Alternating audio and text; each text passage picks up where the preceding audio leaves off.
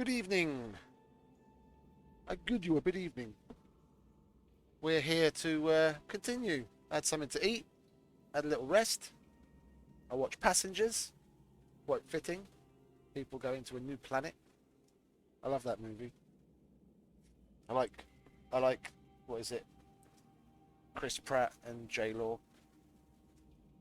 Anything with either one of them in, I'll watch. But they're particularly good together in that one. Anyway, let's get on with this, shall we? Oh,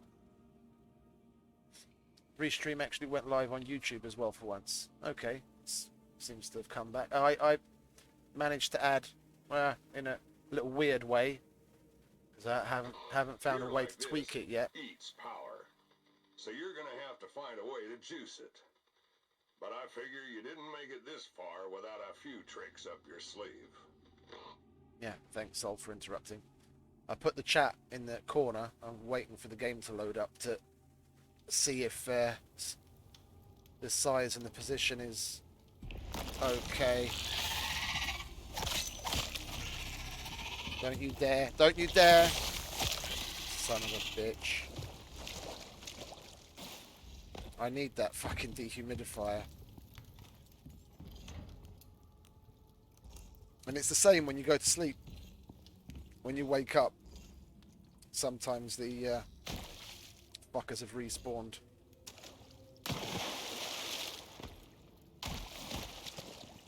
There we go.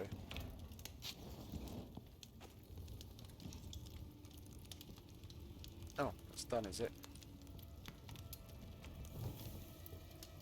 And oh, that's still in progress. Hey, Stormy, welcome back.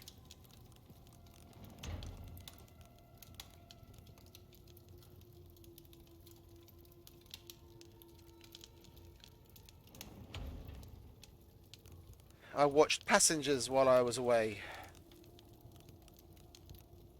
Had something to eat and a little entertainment. Dinner and a show.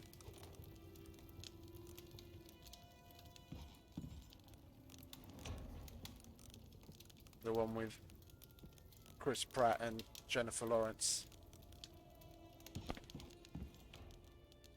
It's a film. They're on a colonization ship. Like Earth is overpopulated and all nasty and everything, and a company's made interstellar ships that put people in hibernation for the duration of the journey. And they're on a ship with 5,000 people on the way to one of these colonies, and it encounters a big asteroid. Oh, you've seen it, so you know. I like it. It's an interesting premise, and they play the movie out really well. At the very end of the movie, I was surprised to see Andy Garcia, because he's basically in like 5 seconds of the movie for like one scene. It was a little odd to see him take something like that. Oh yeah. Well, basically, the ship's got all sorts of raw materials and everything, and 5,000 people are going to the this other new planet. And sorry, excuse me, I'm just trying to get myself comfortable. There we go. And there's a big asteroid in their path, and the ship, the autopilot, redirects power to the shields, and it weathers it, so to speak. Yeah, but a fragment of the asteroid makes it past the shield and damages the main computer. And an error causes Chris Pratt's character to wake up, and he's asleep, or sorry, he's awake for a year after when he sees Jennifer Lawrence's character and gets completely infatuated with her and falls in love with her. And he's an engineer, and he figures out a way to wake her up, and he's contemplating, he's going backwards and forwards over the whole thing, whether to wake her up or not to wake her up. And in the end, he wakes her up. and everything seems to be going swimmingly until there's an android who's the barkeep who knows what happened, but the Chris Pratt's character tells the android barkeeper not to tell her that he woke her up, and on her birthday they're having a particularly good time, and they're laughing and joking at the bar, and she says they're talking about something, and then she says, "Oh, there's no secrets between us." And then the guy acknowledges that to the android, and the android takes it as, permission then to talk about their secret, and he brings it up in conversation and drops it to her, and that's when she finds out. But shit starts to go even worse with the ship, and one of the crew members is woken up as well, and that's when they find out a way to possibly to fix the ship and save themselves and everyone on board, and she ends up coming around. They all would have the entire ship would have been lost if there weren't people around to fix what had gone wrong. So it was kind of fate in a way. And then they live out their life. There's the journey's 120 years from Earth to the planet, and the guy gets woken up 30 years into the journey, so they've still got 90 years ahead of them. And then he wakes up the chick a year later, so they basically live out their life on the ship. And in the very end scene, you see a bunch of the little improvements they did on the ship. It's a massive ship. It's a massive ship, and they made like gardens indoors, and there's like a big the guy planted a big tree, or the guy planted a tree, and by the time at the end of the movie you see that it's grown into this huge, I think it was an oak tree if I remember correctly, or a chestnut, I can't remember. That it's grown into a big tree, taking up a lot of the atrium, and there's birds flying around and chickens and what have you. And the robots reprogram robot waiters to pick the fruits and vegetables that were growing and tend to the gardens. They basically lived out their life on the spaceship on the way to the colony. It's a nice romantic film with a bit of action and drama. It's nice. I've got a bit of a thing for Jennifer Lawrence, I must admit. I loved her in Hunger Games, all of them. That's one movie's franchise I can sit down and watch any time of the day. It doesn't matter what mood I'm in. I could turn Icarus off right now and start watching the first one and watch it all the way through to the fourth one. Yes, I do mind.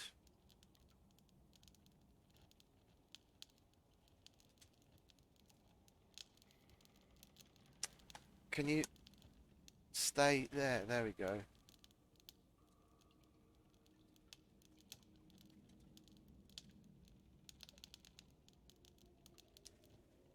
Oh, hello. I'm sorry. I prefer to play solo. I'm gonna send out a message in looking for group when I've completed it.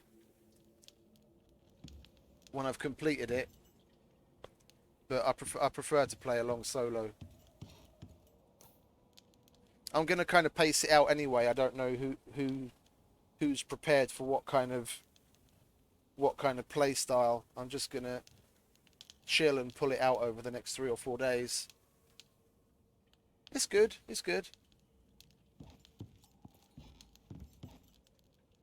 Well, I've done a bunch of the hardcore missions, no prob solo. Honestly, the one that we did, I say it feels like we, because I've got people following along. The one that I did yesterday, it seemed like a bit of a disappointment. It was the easiest hardcore I've done to date, and it's the boss fight at the end could be difficult. It could be difficult. It's just I unwittingly happened upon a way to cheese around it, and it made it really simple. Do you want to fuck off, mate? Yeah.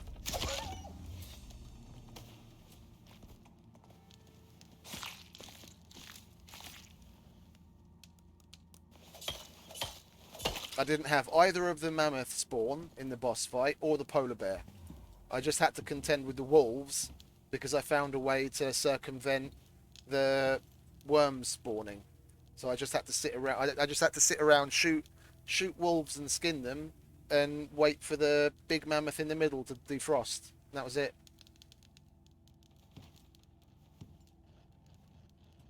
No fighting, no drama. It was a little disappointing. Like that, what I did. What is it? Given the spawn point of the three, because at any given time there's usually three worms that can spawn. Given that the three of them were all next to each other on one side, and all I had to do was stay away from them, not to spawn. If all they did was add in some loop in the AI to say if worm has not spawned within X, or come out of its hole within X amount of time, then change position of spawn point. So it would keep randomizing them to keep you on your toes.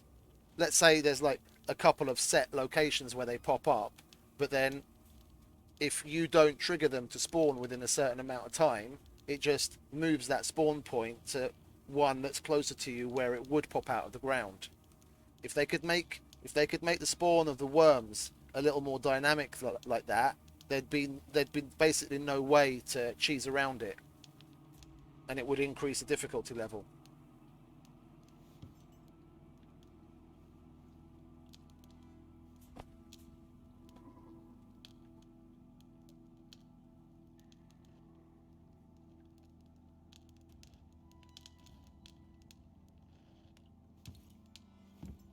Because I mean, the whole point of it being hardcore is that it's difficult. They could, let's say, leave the AI the way it is on the normal one, or well, actually, the normal one, even with the dynamic thing, would be okay because the hardcore has already got the animals' hit points and their aggressive range turned up. So I guess that's what's making it hardcore. Because I was about to suggest that maybe on the normal version they could tune things down and leave the AI the way it is, and then on the hardcore version it's more dynamic.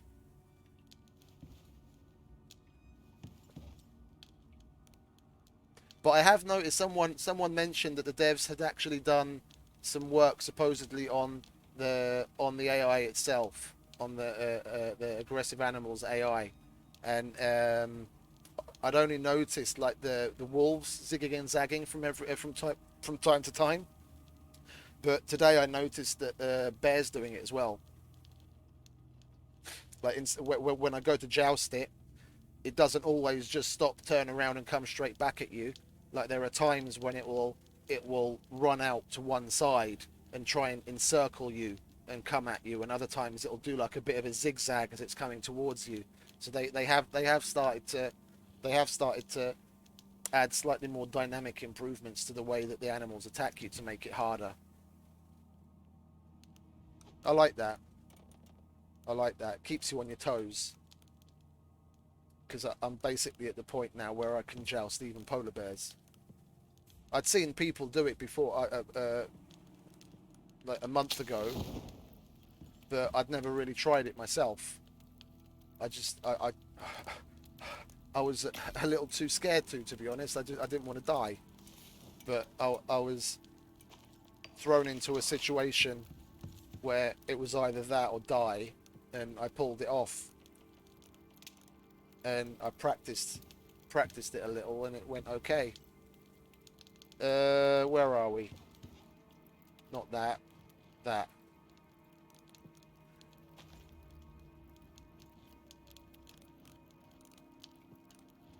I want. I want to make concrete. Oh,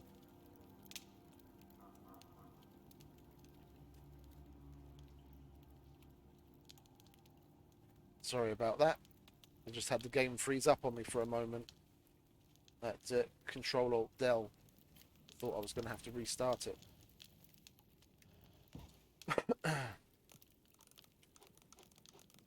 Yeah, I want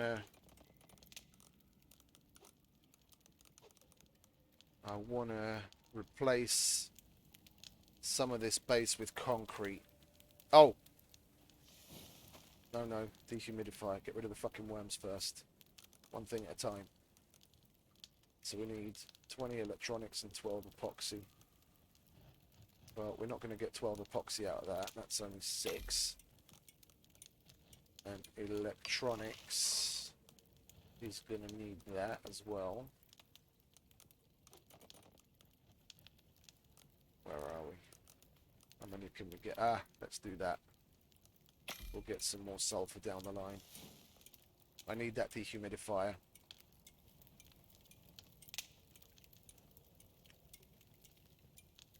I need to be able to put a stop to those cunts.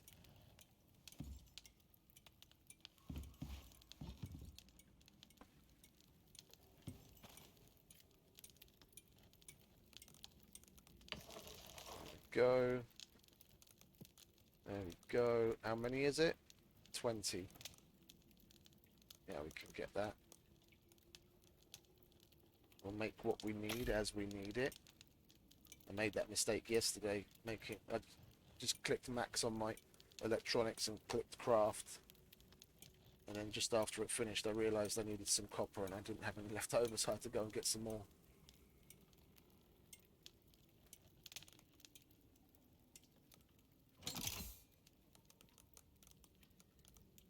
Dehumidifier. Oops, wrong button.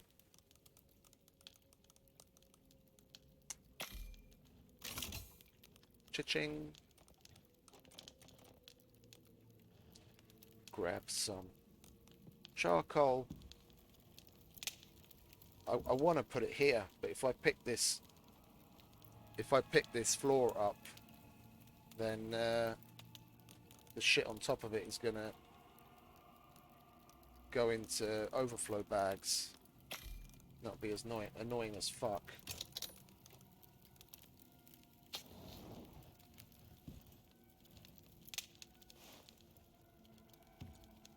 Oh, and I can replace this. I can replace this wall if I've got the dehumidifier, because I no longer have to reach in to kill them, because they won't be spawning. So we'll put the wall up like so, and then we'll put the dehumidifier in front of it. It's about halfway into the cave. We'll get coverage everywhere. Bosh. And no more cave Rona.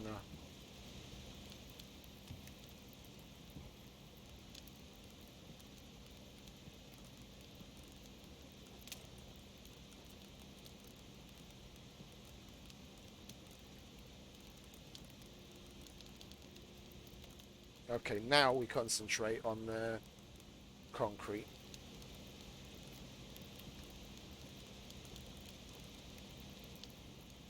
For which I will need steel.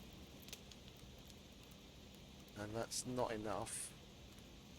So we're going to need iron as well. Let's go back to the other cave, shall we? Because we've emptied one in M10, but we didn't empty this one yet. We'll sleep that 1 hour off. And we'll go and do some mining.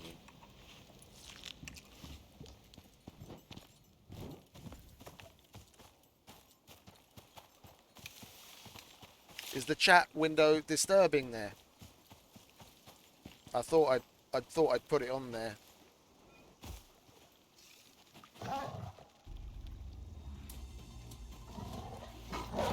Maybe pay attention to the game and not the chat window.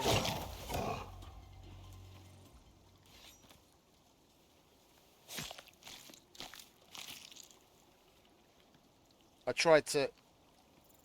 Yeah, it's not part of a plugin. I just added the the pop-out chat window for Restream has got a hyperlink, and I just added it as a hyperlink as an extra source. Even the fact that it's overlaid like that, I was only able to do because it has the option. Otherwise, it would have been solid. I mean, I can get rid of it. It's not like it really means a lot. I thought it might be nice to have there if someone that can't see the chat or watching the video back later on can, because it might sound a little odd that every now and then I react to someone's question.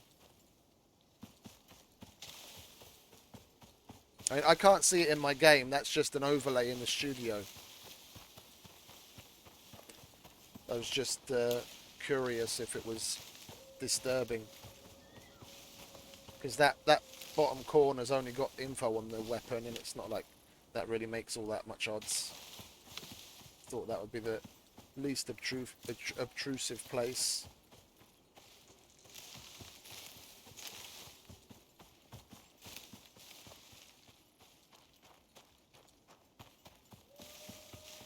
No, I know, but I export the videos to YouTube, and then it's just straight up the video. Then none of the chat would be visible. Then it might seem odd to if anyone ever watched it. I doubt that they ever would. That I'm replying to something that they can't see what it is. No, that's what I mean. I upload it to YouTube. I export it after. When I finish the stream, I go straight to the Twitch dashboard, and I upload it to YouTube because I'm not even an affiliate. They only keep the videos for 14 days. So I upload it to my YouTube account. If I ever might want some footage from it or something, then at least I can grab it from there. I mean, it would be better to actually download the original video, but I stream so much, I'd have shitloads of footage by now. I probably would have filled a couple of 4 terabyte. This is Restream, yeah. They also only keep it for 14 days. I'm testing it out because what is it in the?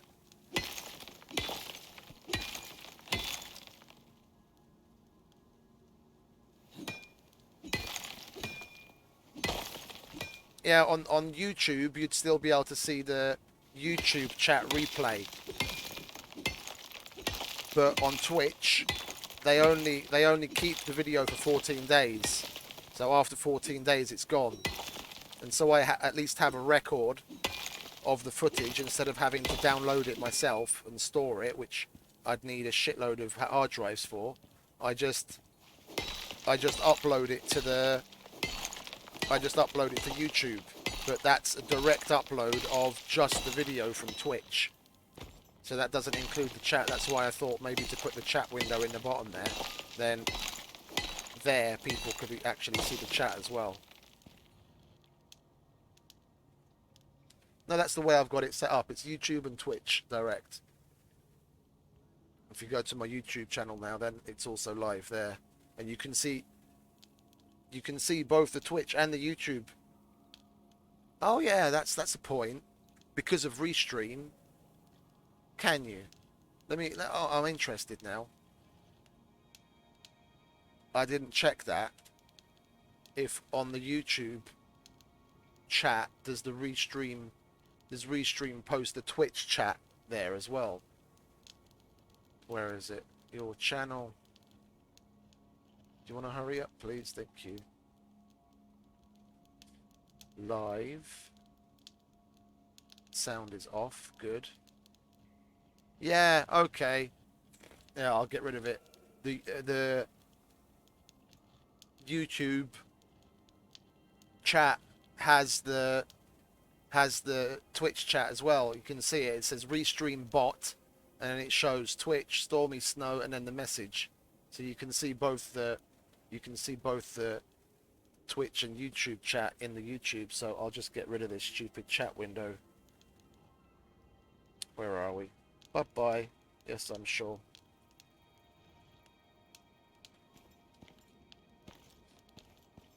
Yeah, I wanted to do it sooner. I was having issues with Twitch the other day, and someone mentioned maybe I should try to YouTube, and I'd never live streamed to YouTube before, so I didn't have it active. I activated it, and you have to wait 24 hours before you can stream, and then when it went active, I looked for a free way of multi-streaming, because the streaming software I was using before, the Streamlabs OBS, you had the opportunity built into the program, but you had to have Prime to be able to stream to more than one place. And I'm a bit of a cheapskate, so I would look for some free options, and Restream has a free option.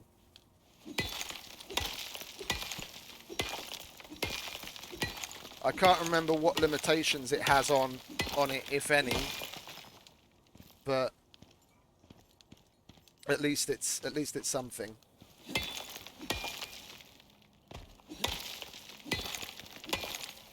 I've been meaning to do something on my YouTube channel for years. Back when I was still playing Minecraft, I'd uploaded a handful of things, but they were always more directly related to the servers I happened to be playing on at the time. And I made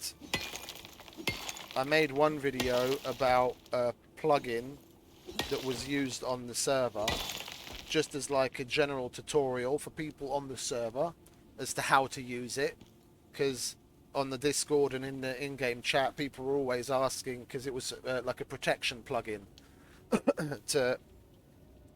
to make sure other people couldn't grief your stuff and steal your shit.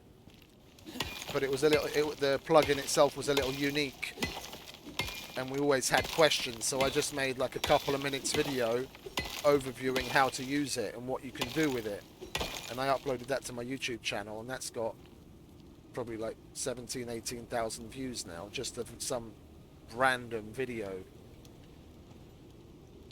Yeah, no, I can see here on my thing there's a little YouTube logo next to your name where you just chatted from YouTube, and then Stormy chatting from Twitch has got the little Twitch logo next to it, so I can see where the chat is coming in from.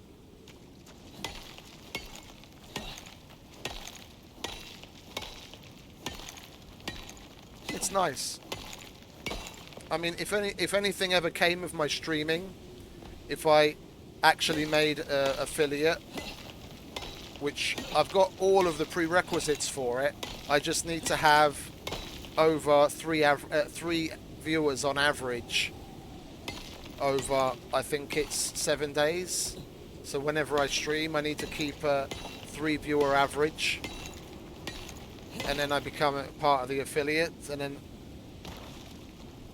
no, I can understand if I had the, you know, air quotes, fortune or / misfortune of becoming an affiliate, I wouldn't be able to stream to YouTube as well. If you're a Twitch affiliate, it's against the rules to stream to both places.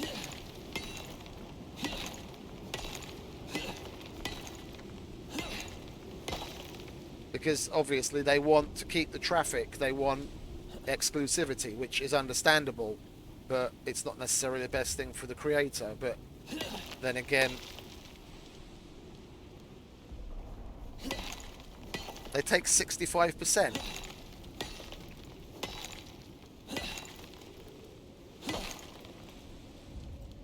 That seems a little excessive.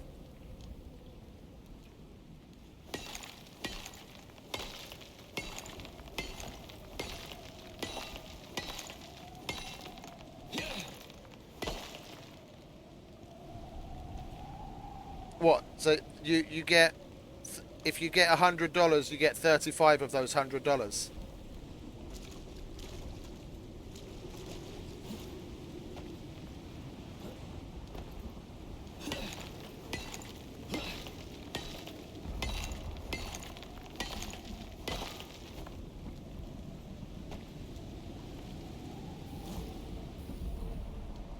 Oh, so if I make air quotes, you make $100, you get 35 of that credited to your account, but then you actually have to make $100 in there to actually have them pay it out.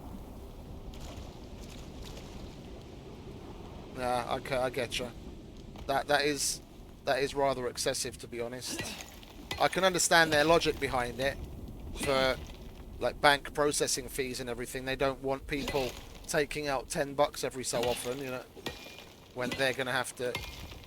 I mean, when they're already taking 65%, that seems that seems a little petty because that is rather an excessive percentage.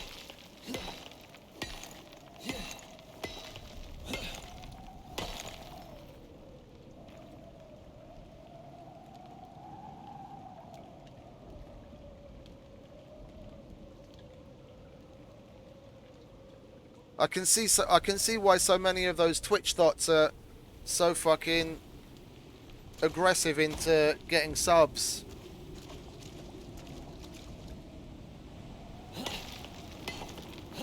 Oh, I wanted to mine with this one. See if there's any difference, but we won't tell now, will we? I subbed to Amaranth for 1 month. It just basic curiosity. I was like, what the fuck is this all about? We might as well take a look at it. And I really can't believe dudes go for that shit. It's a little depressing. I haven't had a girlfriend in over 4 years. Yeah, and okay, I'm 41 now. After a certain point of time, you become more comfortable with yourself, and especially if you can find ways of creatively occupying yourself, it's different. I'm not saying that I don't feel the need for a partner, and I don't just mean sex, as in I mean actual, you know, someone to share experiences with and be with. I do, but it does get easier over time. But I mean, honestly, have some self-respect. And that might sound very harsh, but just doing that seems being a Twitch simp just seems a little, I don't know. I haven't really got words to put it in.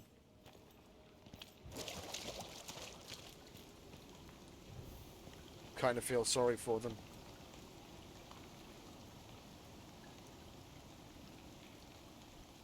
Yeah, no, I thought as much. I wouldn't use Patreon because Patreon's a bit of a bitch, but something like Subscribestar, or what's the other one? Tim Pool. Tim Pool made one as well when he started having problems with Patreon and Subscribestar. I can't remember the name of it now. Or is Subscribestar the one that he's part of? I think that's Subscribestar's the one that he's part of, if I remember correctly. I might be getting my lines crossed, but I seem to remember he's part of one of the new like Patreon alternatives. Yeah, of course we fucking miss. Do you wanna? Where are you running off to? Don't you dare run away from me.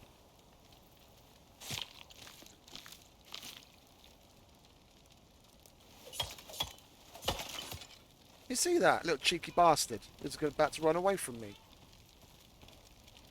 He was probably just running around the rock to get another angle. Oh, I can imagine. I can imagine. I'm quite surprised that we've got a forest fire going, and my frame rate hasn't been affected. They must have done a little bit more tweaking in the patch again. I usually get an atrocious frame rate whenever there's a fire.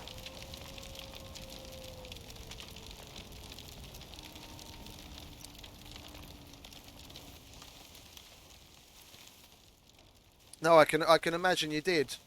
Those numbers are a little ridiculous.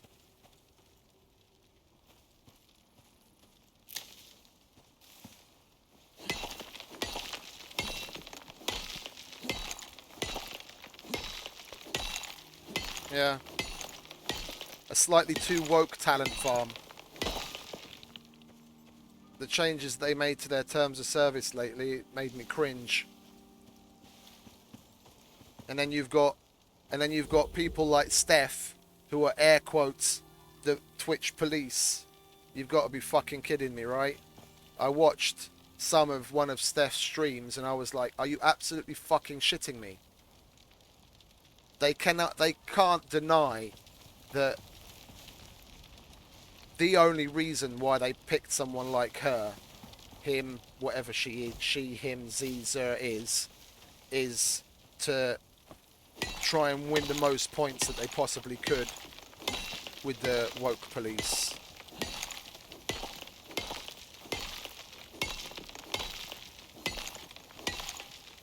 There's got to be some connection with Steph to Twitch. I can't believe that people in their right minds would put someone like that in a position of power. No, I know.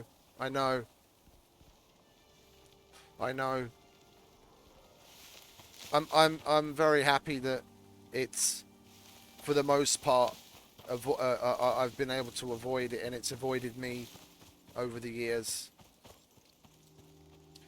I know I'm exactly the type of person that kind of person would most definitely try and cancel, but they could feel free to. They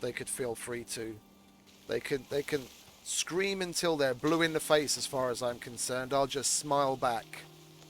And when I see them pass out because they've screamed so much, then I'll just laugh in their face and walk away. And get back to my life. The type of thing that they don't have.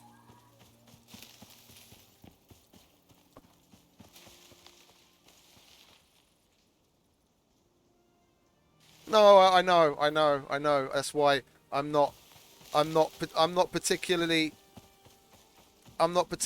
bothered, so to speak. If something like that's going to happen, it's going to happen, and there's not all that much you can do about it. And the more, just as you say, the more and more you try to do to prevent it, the more and more likely you are to probably draw it in inadvertently. So I'm just going to do me. Yeah. If it's in the cards to happen that one of those types of people happened across me and took offence to something that I'd say, yeah, then let the chips fall where they may. What's going to happen's going to happen. It's no skin off my nose. It's going to drive them crazy, and I'm going to live in their heads rent free. Outside of that, I really couldn't give a toss.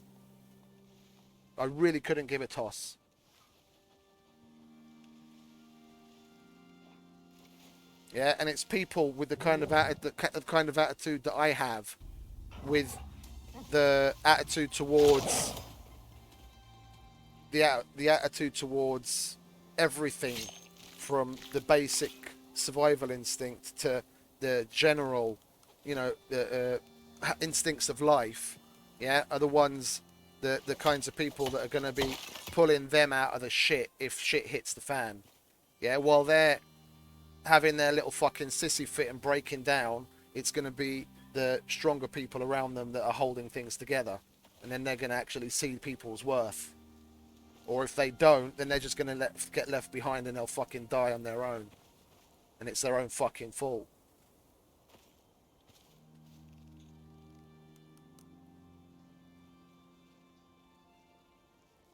No, and the comedians' jokes are getting all the more funny for it. Yeah, they tried their hardest to cancel. That's one thing you really should watch. I don't know if you've seen it already or not, or it's the type, might not be the type of thing that you'd watch, but I really recommend it. Dave Chappelle's latest special. They tried their absolute hardest to cancel that. Yeah, like, they haven't tried as hard to cancel anything as they tried to cancel Dave Chappelle's last special, and he survived, because he's always going to, because he's fucking Dave Chappelle. Yeah, he's the man, and he did what he did for very good reason, and he also had, air quotes, permission, so to speak. If you watch it, you'll know what I mean. And that special was just absolute. As far as I'm concerned, it was absolutely fucking iconic. That's one of his best specials to date. I thought it was fucking phenomenal.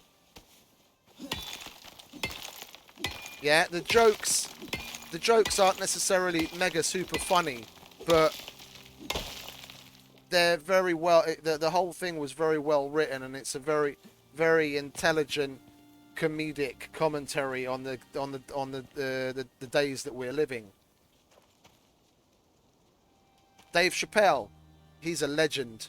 He's one of the goats of comedy. He's gonna go down in the comedic history books as one of the greats. I mean, he's literally a living legend.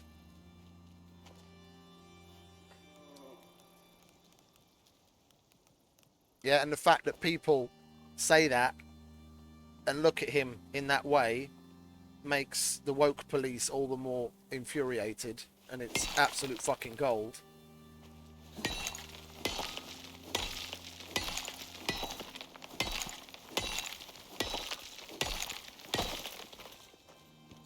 But when you're around those kinds of people, jokes almost write themselves. Because they do so much stupid, wacky shit and have such deluded views of everything. Yeah, they just have to open their mouths and the gold pours out. Anyone with more than the handful of brain cells that they have can see the comedic value in what they're doing and just make them look like fools. But Dave Chappelle does it with a heightened level of class, and his clapback style of jokes is amazing. You know what I mean by clapback? Like, he'll tell a joke at the beginning of the show, and then during the show and even towards the end, he'll call back on a point of one of the original jokes and integrate it into the next one to keep building on it. Like, his level of clapbacks in that last special is just, it's fantastic. Oh yeah, for sure. Oh, for sure. For sure. But to be quite honest, the few occasions that I've actually encountered, well, thankfully in Hungary, they're very, very, very, very rare. Yeah, and if you do meet one, it's most likely a foreigner that lives in Hungary.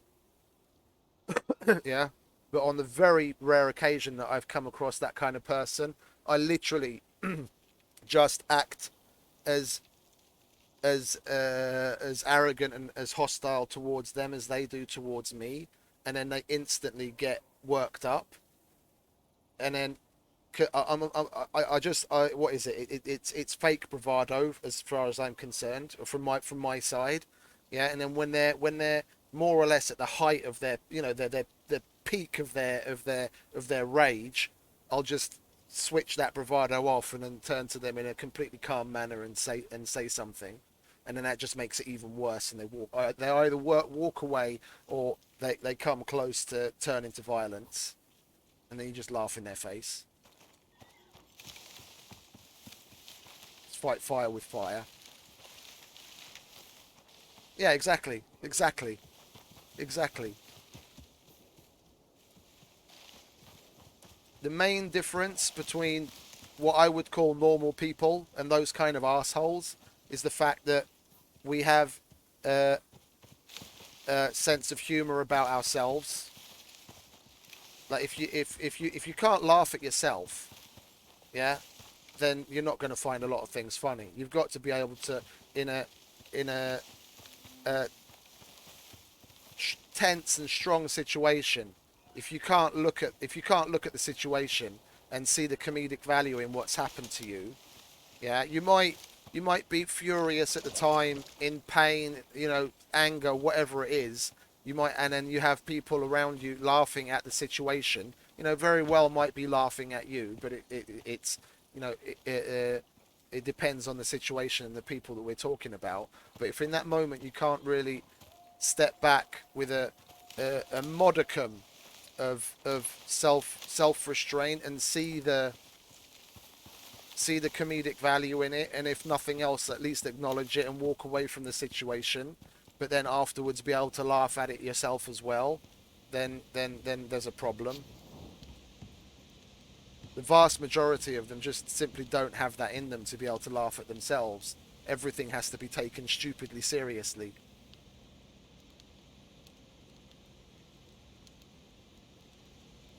Oh, they could, but they don't.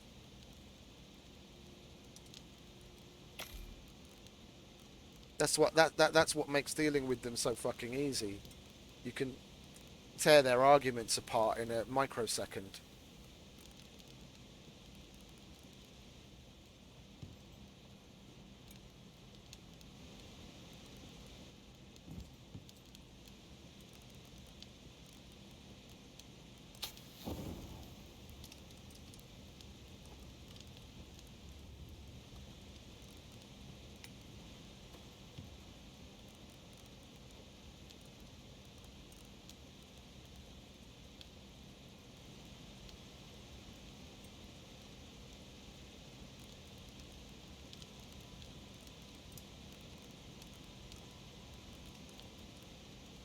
No, no, the problem is they think they can read the room.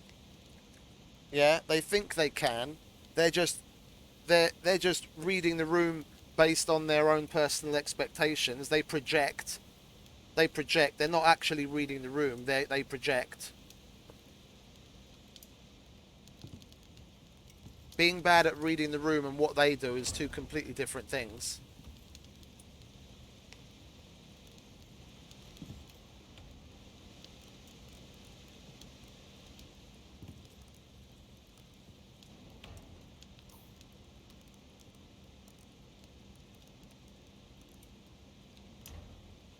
And in a lot of situations, they don't really understand the meaning of trying to read the room.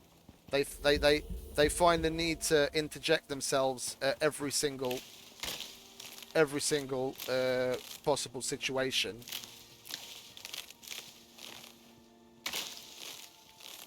There isn't a moment of any day in any situation where their opinion isn't needed, or wanted, or valid, or, or invalid. Yeah, they feel that everything they have to say is always the epitome of truth, which is the absolute height of arrogance for anyone with a fucking dose of actual intelligence understands is the absolute height of arrogance. It is one of the worst qualities in the world, short of being a fucking genocidal maniac.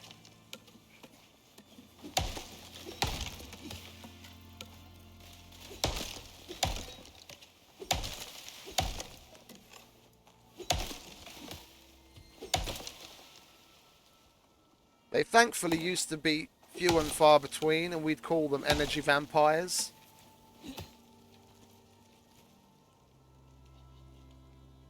Karens and Steves.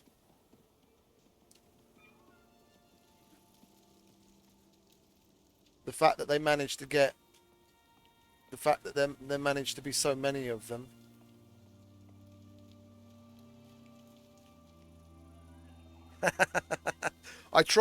Honest to God, I tried to turn that fucking chatbot off.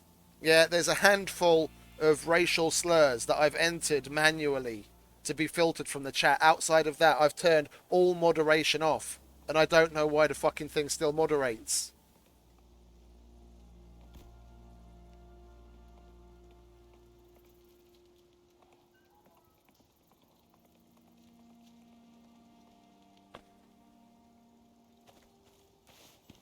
It might have actually put you on a timeout now. Yeah, exactly. I've like I said, I've blacklisted a certain number of racial slurs on purpose because that's one of the things, even outside of, what social justice warriors go on about, which is really and truly offensive in any situation. Outside of that, as far as I'm concerned, anything goes in the chat. So I turned off all moderation, except for like posting hyperlinks. So I really don't know why that stupid Streamlabs is still filtering stuff.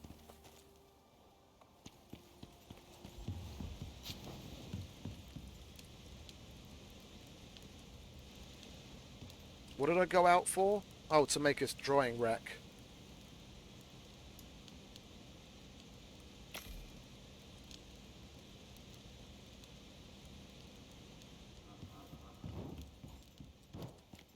Try and write it in the YouTube chat.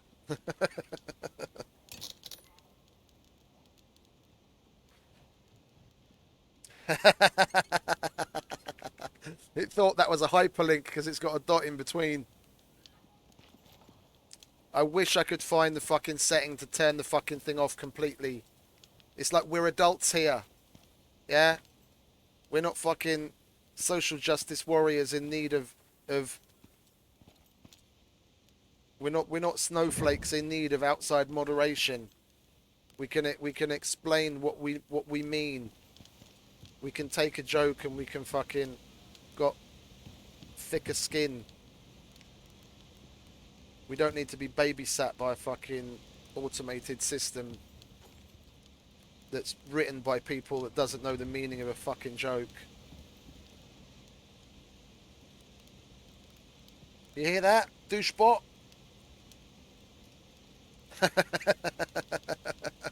For sure. For sure the fucker does. I honestly don't know what setting to go into anymore to change it, to get it to not restrict things. There must be certain things that are just hard coded into it that you don't have the option of turning on or off.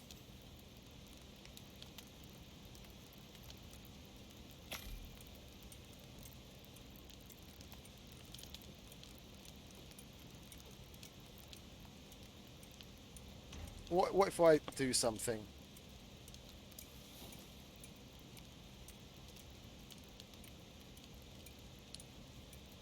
I can curse.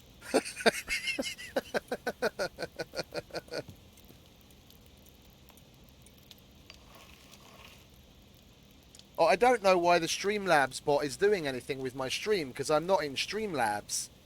I'm I've got the OBS open. Yeah, the project OBS, not Streamlabs OBS. I've got OBS open, and inside of that, Restream.io is set up to connect Twitch and YouTube. I'm not even using Streamlabs.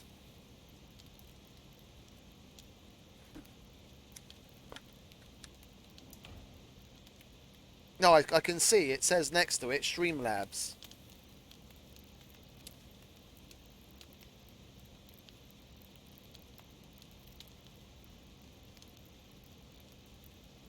Oh, I see what you mean.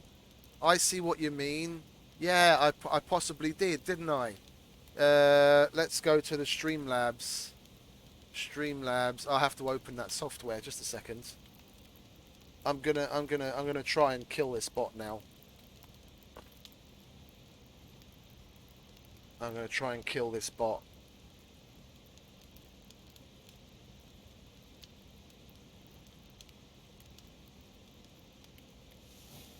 Oh, hang about. No, I need to do that on Twitch, don't I? Roles manager. Ah, there we go. Say goodbye.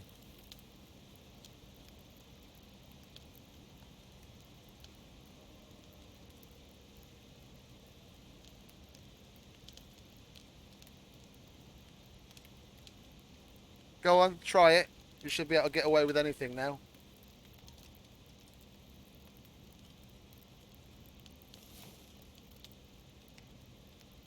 No, I don't want to. It's given me a message. I am having some trouble functioning as intended. To work properly, I need to be modded. You can do this by typing /mod Streamlabs. I don't want to mod you. I don't want to mod you. Get the fuck out of my life, Streamlabs. You're the worst thing that ever fucking happened to me.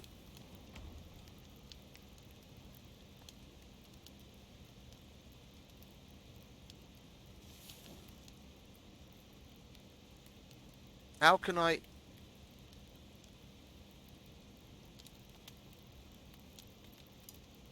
All roles.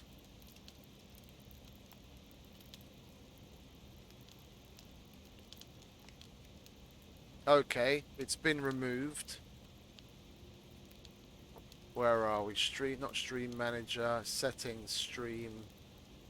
It's set to mature content. Blah, blah, blah. Permissions. No. Yes. Moderation. Auto mod is off. Yeah, okay, good. Block terms and phrases. That's where I set up the particular said terms and phrases.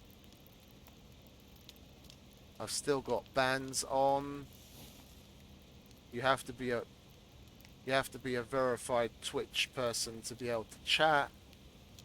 The chat rules is just in whatchamacallit, in Bill and Ted fashion. Just simply be excellent to each other and have fun.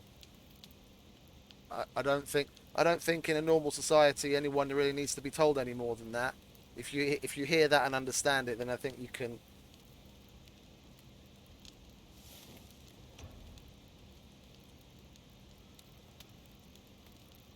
get by in life. Yeah, okay, it should be good now. It should be good now.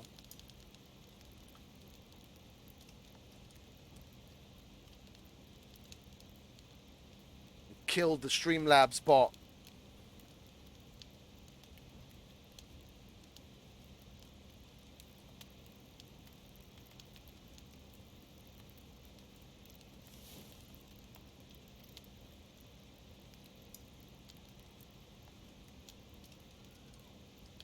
Did it put you on a timeout or something?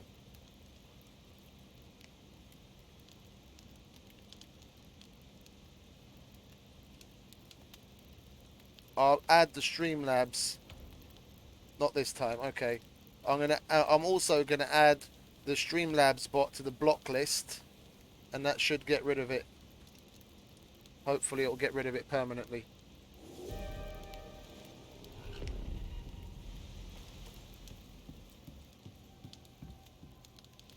Okay. So where were we? We were about to go out and get some silica after cleaning house. Let's put that there.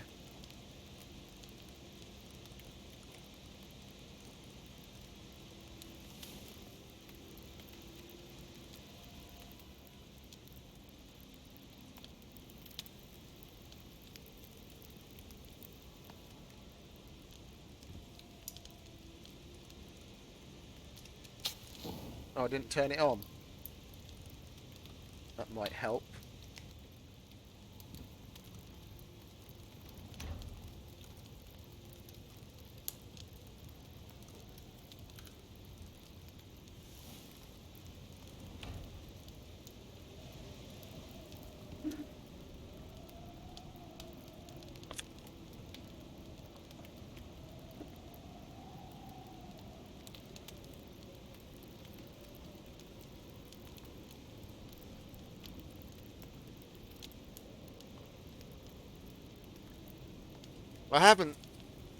I haven't watched a lot of Crowder and Ben Shapiro lately. Probably for like a good 6 months or so. But I happened to catch one of his episodes yesterday. Both of them, but both Shapiro and Crowder. And the kinds of things that they were talking about, I thought it was a little bit weird. I was like, have things over the last like 6 to 8 months seriously escalated to that degree that things are that bad that what they're talking about? And I started to look into it a little more with other content creators and slightly more mainstream, you know, what the sheeple tend to look at as more mainstream. And I came to the unfortunate realization that yeah, things are actually starting to get that bad. There was one particular one that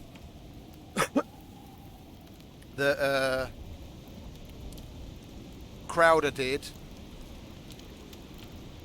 He made up a fictitious SJW persona of a fat queer person and wrote a paper as that person under that pseudonym from that kind of viewpoint and submitted it at some university or whatever, and it was peer reviewed and not just accepted, but the person was picked up and invited to a talk to be a speaker, and teacher of that woke teacher of women's studies actually invited this fictitious person, yeah, complete creation of Stephen Crowder's mind, to what is it, to peer review other things that they had done. Give it a Google. Give it a Google. The what is it? Stephen Crowder, Massey University. It's Massey.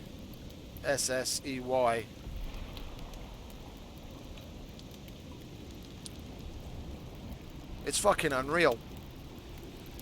Things have really escalated within academia to an absolutely ludicrously stupid level.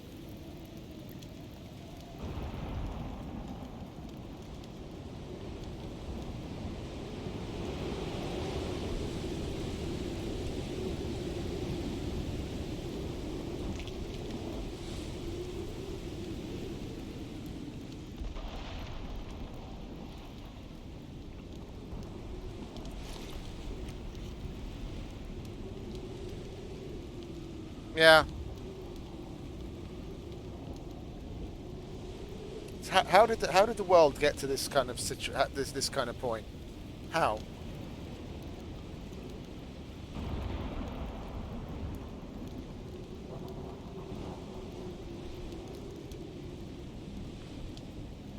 America's slowly but surely becoming the laughing stock for the entire world.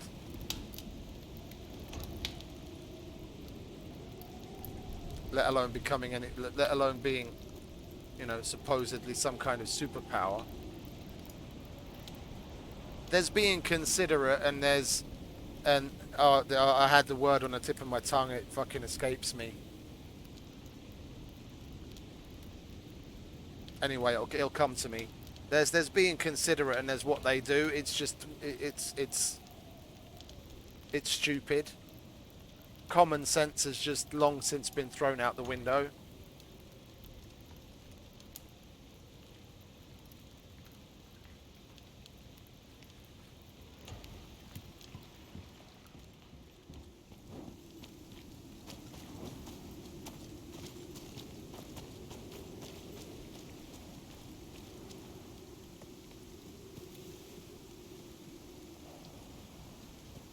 You're all over this.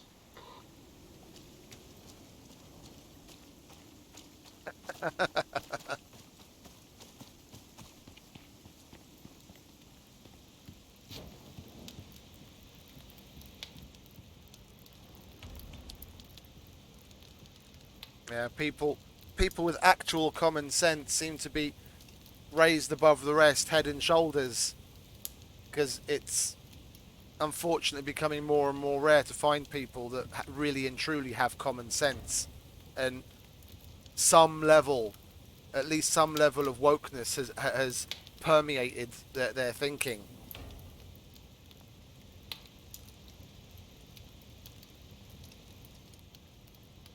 I can still remember when being woke was actually a more liberal or even, you know, centre right term, pointing to people that weren't sheeple, and actually were actual critical thinkers, and were trying to liberate their mind in a higher sense of thinking. And even that term itself got hijacked and turned around, and now we use the word woke to describe the people that have just taken things too far. Being a woke person 20-25 years ago meant that you know, you weren't standing with the crowd and you could think for yourself. You were one of the common sense people that looked at things objectively. And it's just been hijacked. Just like everything. Everything that stems from something that's more liberal, like centrist liberal or right wing, what is it, centre right, that starts to pick up momentum. Eventually, people on the left misinterpret what that message has to say. Yeah, start to push their own agenda under that subheading, and it gets hijacked by them and twisted and turned around.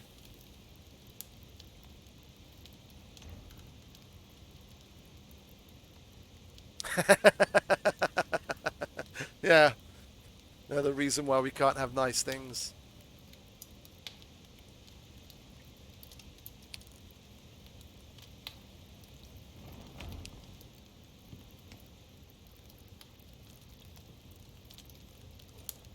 I mean, a younger person might think it kind of started with the kind of thing like fat people suing McDonald's for McDonald's being the reason that they're fat. But it goes back way further than that. It goes back way further than that. This is tied much more directly to things that have roots in like the 40s and 50s after World War II. The way things started to change in academia in primarily in America, and that's all part of what was originally the East's, like the Russians and other places. Whole point, they started to play the long con back then already to turn people into fucking woke ideologists. Communism and Marxism, they infected it all the way back then, and now we're fucking now we're feeling the effects. And it's harder. Okie dokie. Have a nice walk.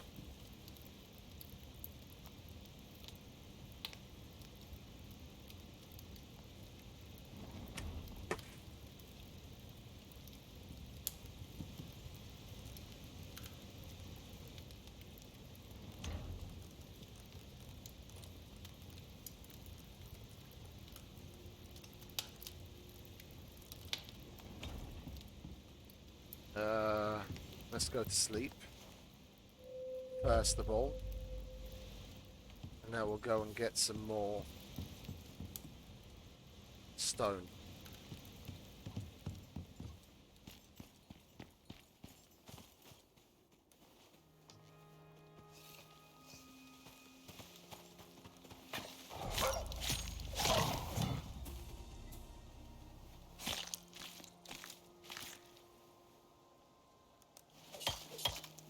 I've had it with shooting the wolves.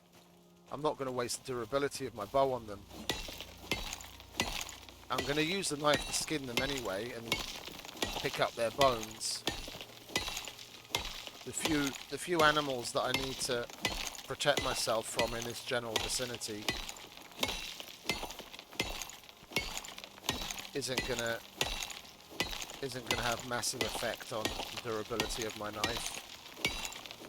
When I play in this style, I kill way fewer animals than usual anyway, so I'll probably actually end up having more durability on my knife after X amount of hours than I otherwise would when I'm more actively hunting.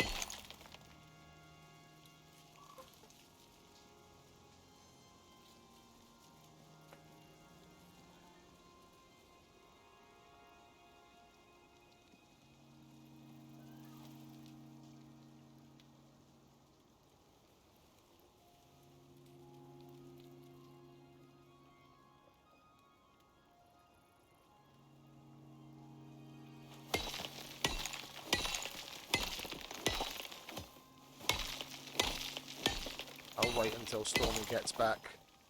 I had a thought that I wanted to share with him. Well, share in general, but share with him more appropriately.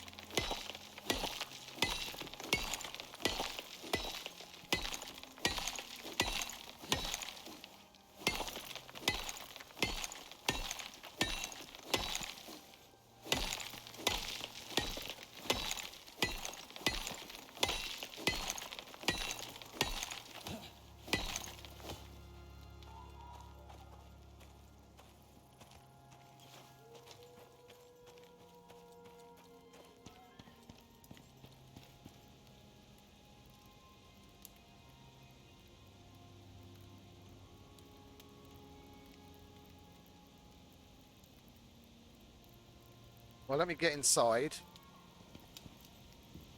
Do I have wood for a door? Or do I have maybe some aluminium for a door? I don't have any aluminium for a door. Let's make a door quickly, because it seems that wolves that stop in front of my door get aggroed and want to come in because they see me. I'll put a door on and we can keep that from happening. I need to switch over to my work computer for just a moment, but I'm not gonna. It's like literally a brief moment. I'm not gonna stop the stream for it.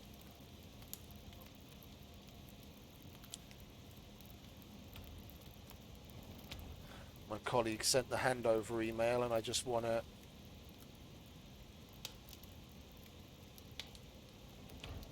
check a few points.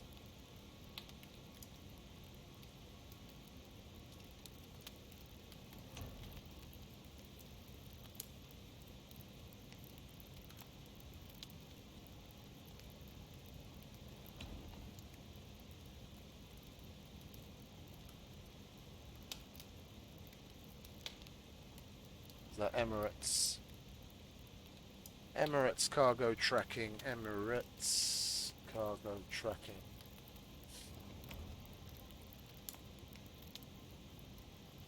There's a few things. There's a few shipments in process, and I just want to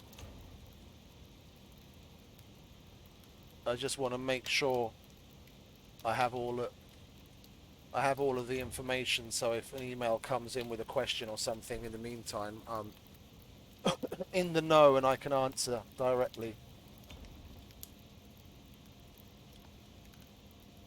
It was documents delivered. Okay, that was already that shipment's been picked up. That's answer to question number 1. Yeah, but has it been? Bear with me. This is part of my day. Well, they've sent the final pre-alert. Let's have a look. We'll go to Lufthansa tracking.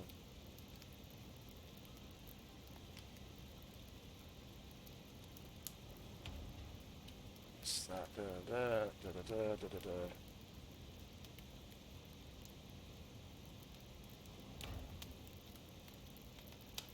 Status history. Shipment accepted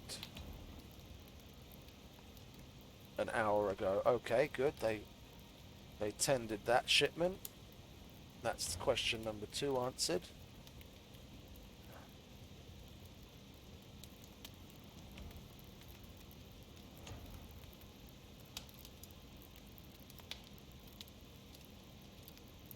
Yeah, I'm gonna have to make a phone call. Let's go into our airway bill air freight software. I need to send in a query for a certain airway bill.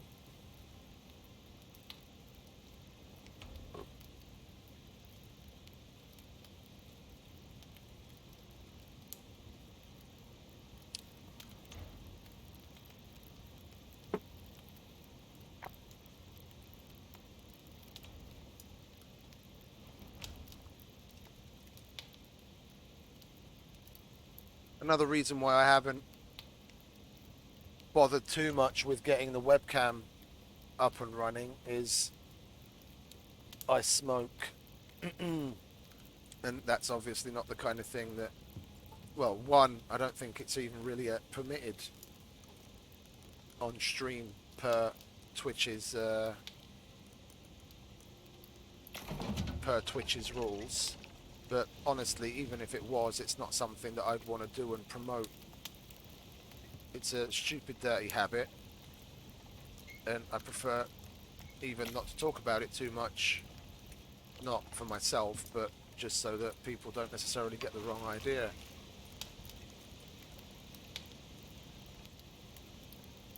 Nee joh! Toch? Ja, zeker. Hoe is het?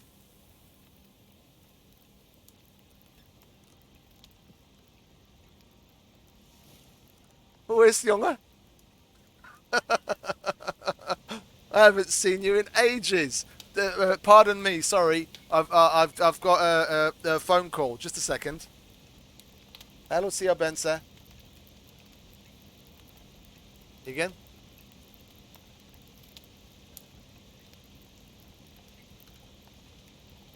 Igen? Igen, igen, azt nézegetem most, pont hívni akartam a cselebit. Igen?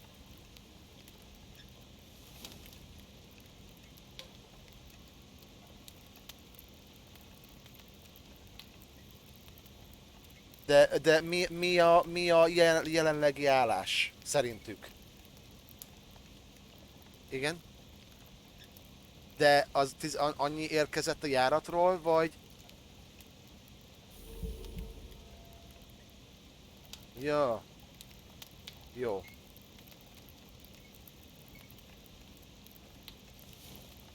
Ja, vágom.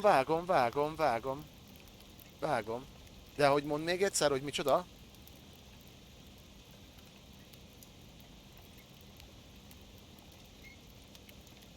Mármint, hogy ha 10-ig, ha este 10-kor tud elindulni legkésőbb, hogy még odaérjen, hogy ne legyen gond.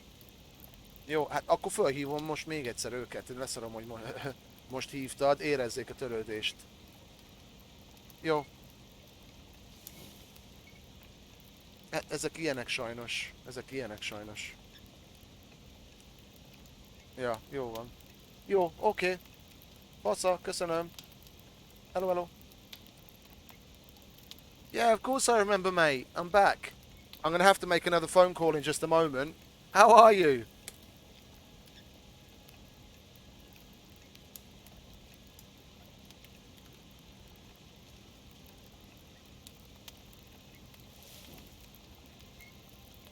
Yeah, no, I remember. Back in the Super 8 infantry days.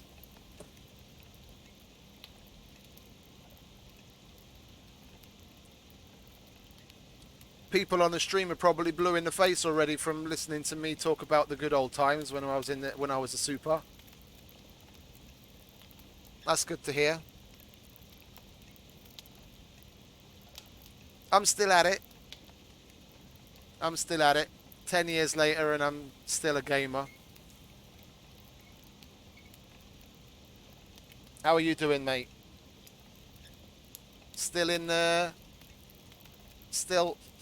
in the gaming scene?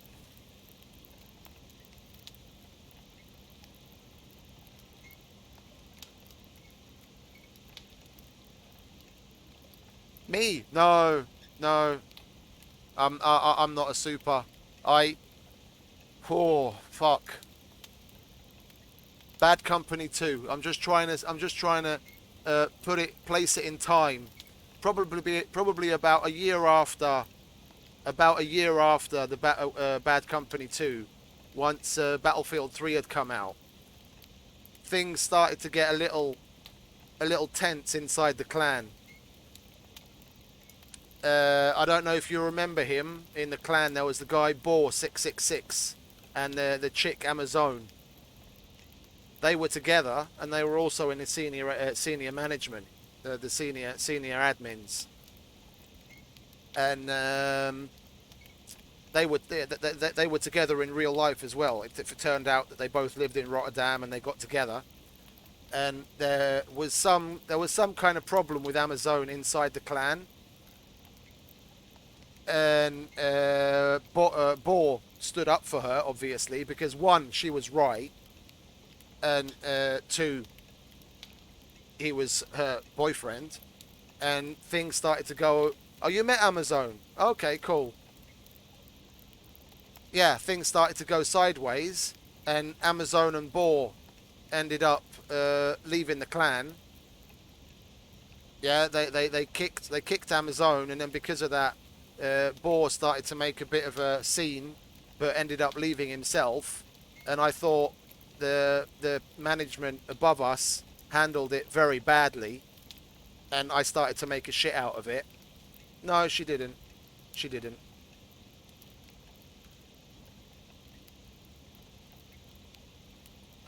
In the game, you mean? Or in person with the dude? But anyway. Putana. Yeah. Putana. Putty handled it badly. And they got rid of Amazon, which led to Boar leaving as well. And I thought it was particularly unjust. And then I got in an argument with Putana. And push come to shove, we had a fairly public falling out in the forum, and they banned me. I was still in the senior management, and because of the things that I said, they just straight up banned me. And then eventually, as far as I know, whatchamacallit, Putana. I don't know how much you know and how much you don't. I don't want to go into it on stream, at least, not in this public a way. But Putana had certain issues, which she started to get back into. You probably know what I mean from that kind of insinuation. And yeah, I was banned. They banned me. I was in the senior management. I was underneath Putana, and he banned me.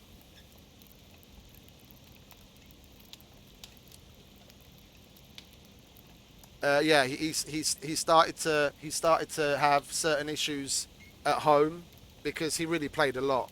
It was going to the detriment of his family. His wife made certain remarks, and he wasn't really spending as much time as he really should have been with his kid, and he ended up taking some time off from the clan to sort that stuff out. But he inevitably always managed to come back, but things came to a head, and I think he ended up getting a divorce from his wife, and more or less went back to his old ways from before the clan. So I haven't heard about him or from him since. Things didn't go a particularly good way for him, as far as I know. The clan itself is still about. As far as I know, Iraqi Boy. You probably remember that name, Iraqi Boy. He was he's part of the senior management now, together with Stefan. I can't remember. It's Stefan something. He's got some number behind his name. He was one of the really good guys in the clan, as in like skill wise. He had a seriously high KDR. His hand to eye coordination was just freaky. He's in the clan management, if I remember correctly, and a couple of the other old people. The rest of them are all new. I have no idea who the rest of them are. Steffi, yeah, Steffi. Iraqi Boy, Steffi, and someone else is replaced Putana, Boar, Amazon, and me.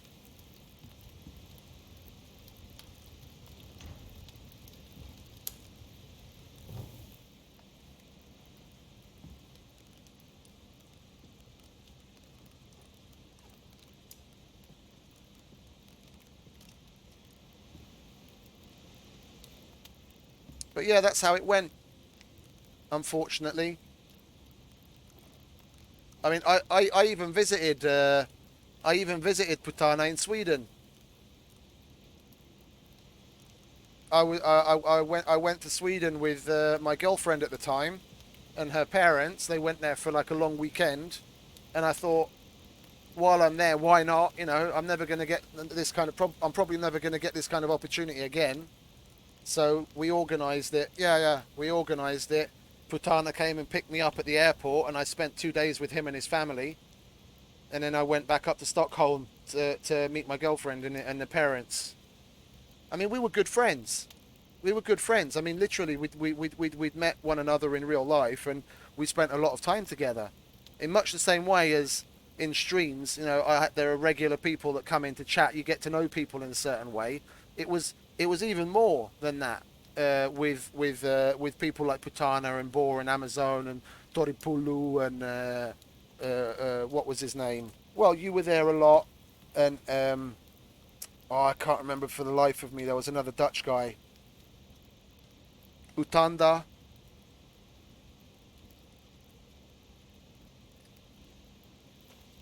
Yeah, we had weekend Skype nights when the Skype video conference wasn't uh,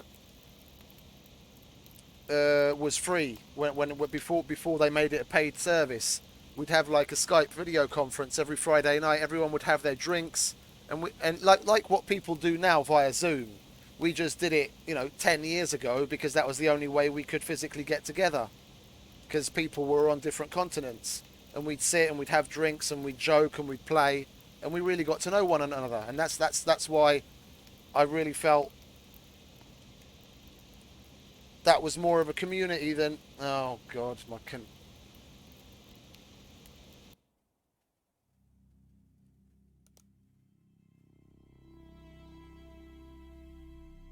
is the stream still live by some miracle? It would seem so. Sorry, I had a bit of an internet drop out there. Yeah, so we really got to know one another quite strongly, and it was how can I it was a surprise. It was a surprise what happened with Amazon and Boar, and then the eventual twist that it took with me as well.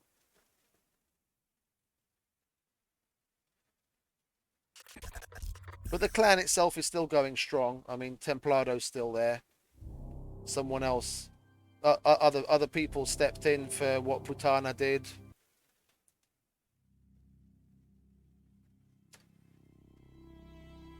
I honestly, I honestly question a lot of things that happened in that time now, like things surrounding Templado and his level of monetary involvement. The main reason the clan continued the way in which it did was down to the relationship Putana and Templado had.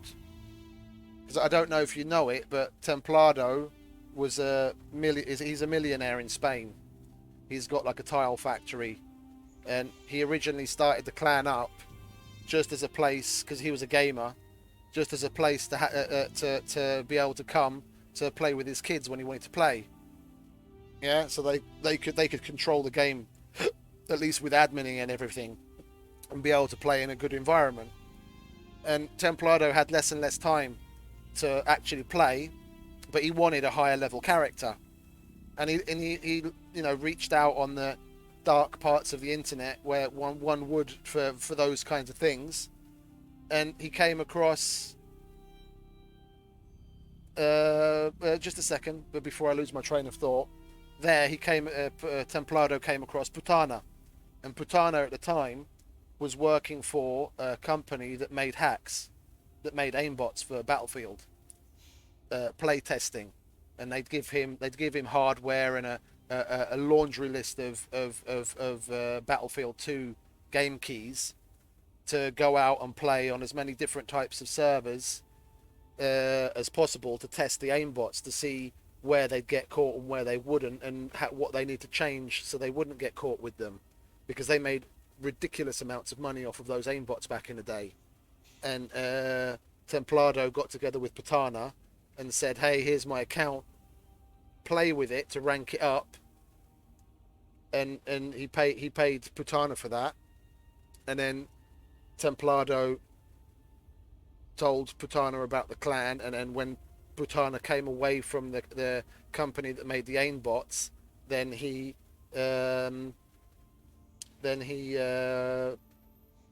more or less stepped in as like a leader at the in the clan. Stormy Avold is a guy that I used to play with in Battlefield years and years ago.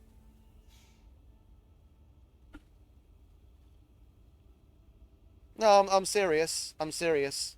Putana, that's probably one of that's probably one of the tamest things that Putana was involved in. It's the reason why the clan wasn't able to compete in ESL. It was the reason why, because the Templado's account had been banned for aimbotting, and that's on record. And when you want to join an electronic sports league, that kind of stuff is on record. No, but he didn't cheat anymore. I know. I had access to Putana's computer. Yeah, we gave one another access to our computers through TeamViewer, so that we could start the servers up with our bots.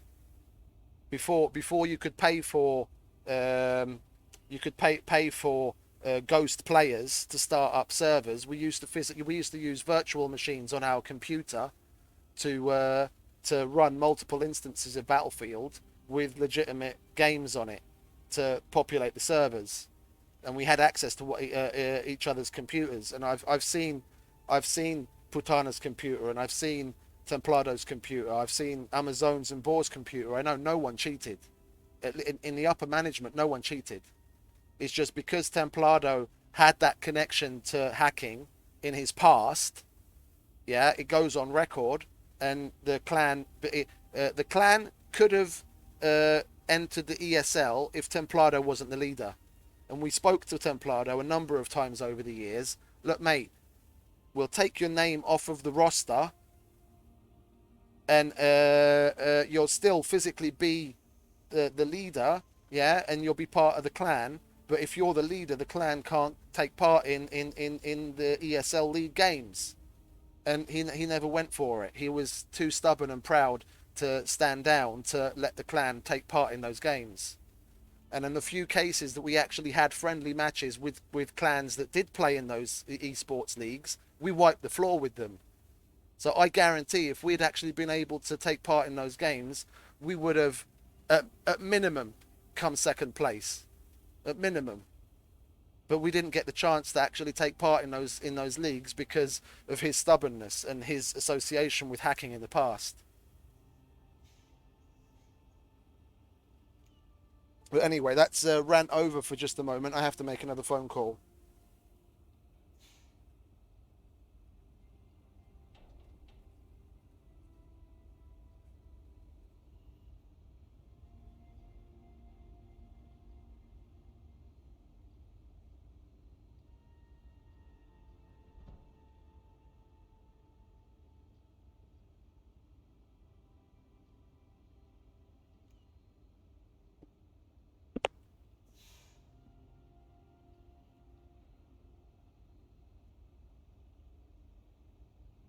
It was rather unfortunate.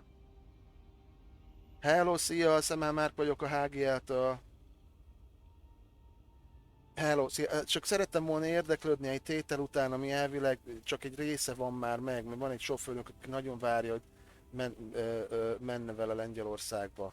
Hogyha ez a 227-essel kezdődő 29 raklap, amiből elvileg a fele van belokálva egyenlőre. Csak azután szerettem volna érdeklődni, hogy van-e valami hír, mert nagyon fontos, hogy hamarosan el tudjon indulni.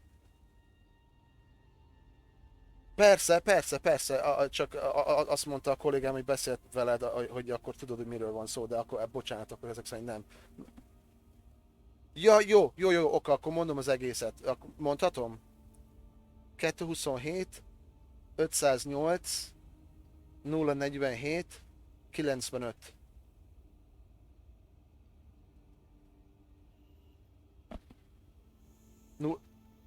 508, 047, 95. Ó, basszus, várjál. Az az Micsoda? Hát nincs előttem konkrétan az info, most görgetem végig az e-mailt, hogy lássam. De lehet, hogy te hamarabb rá találsz, mint én.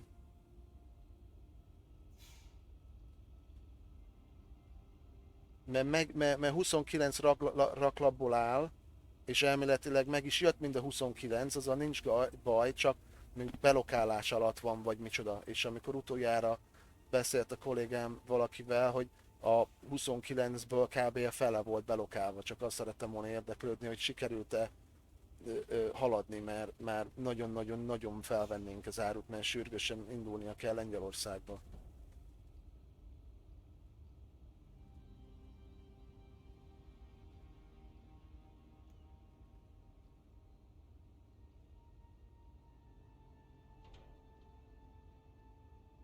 megvan mind,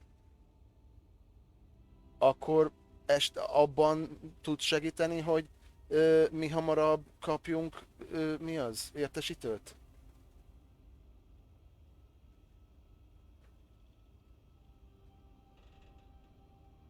Annak a számát tudod mondani, mert valószínűleg le van mentve a telefonomba, csak nem tudom, hogy melyik pontosan. Jó.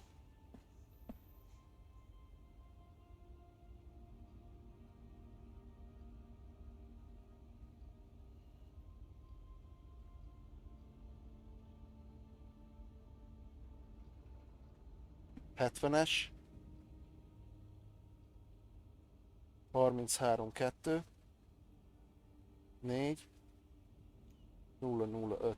Jó, oké, remek, köszönöm szépen. Hello, hello.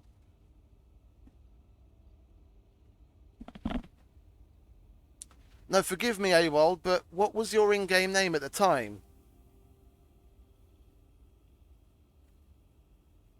Wasn't it Avold?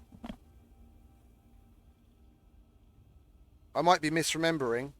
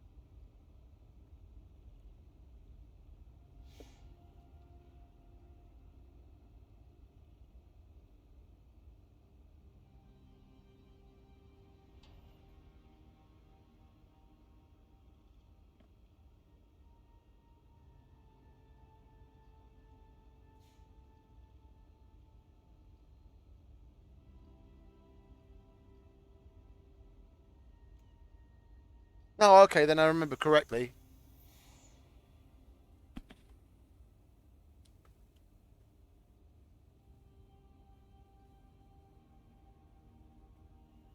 No, it was Wolverine in Bad Company, wasn't it?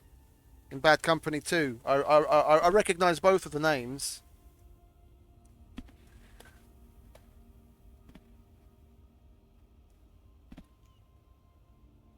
But what you posted, where did you get that from?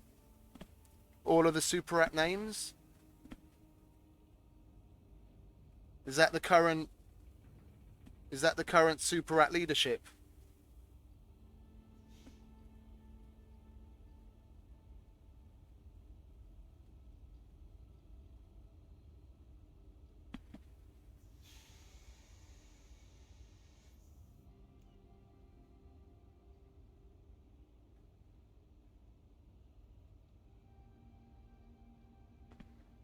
What the hell? What's my phone doing?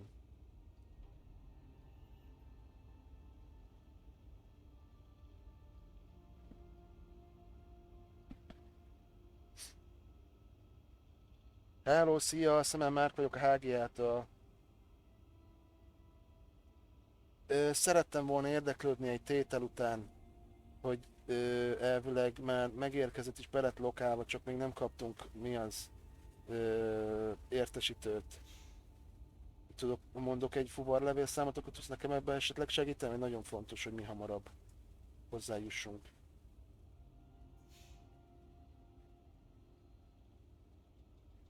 227 508 047 95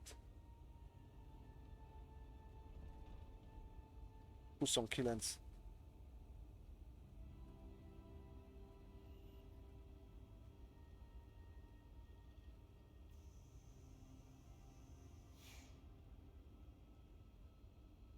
Ó, ezt nem lehet valahogy megtolni? Szerintem egyrészt kértünk rá express handlinget is, illetve a ilyen legrosszabb esetben este 10 körül már föl kell, hogy tudjuk venni. Mindenféleképpen, mert egy gyárleállás lesz különben Lengyelországban. Már nagyon rég. Eredetileg a kollégákat nálatok azt mondták, hogy ilyen 6 órára elvileg megvan, és már igencsak 2,5 órával meghaladtuk. Hát gondolom sok minden van ott. Hogy...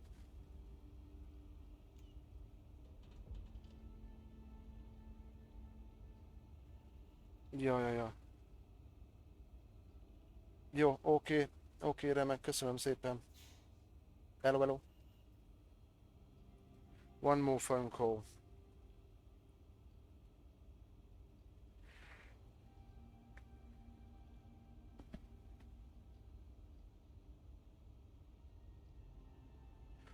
I made an extra account after they banned me under a pseudonym, but I can't remember the login details for it.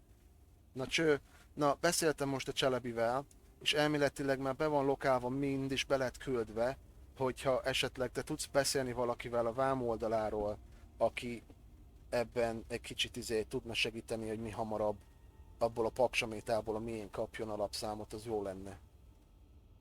Jó? Oké, köszi. Csá.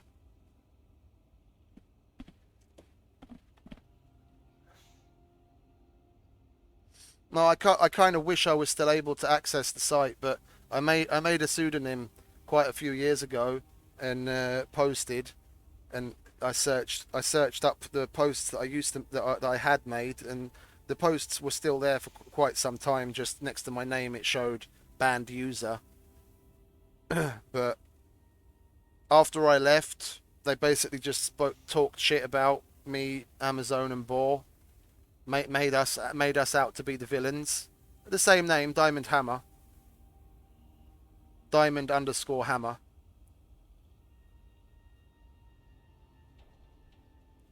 Oh, of the pseudonym, I can't remember anymore. That's the problem. I had the login details. I had the login details saved on one of my old computers in the browser, and I lost it. So it's not like I really care all that much. I played a handful of times on some of their BF4 servers when I played BF4 about a year ago, but other than that, I wish them well. There's still a couple of people there that I consider friends.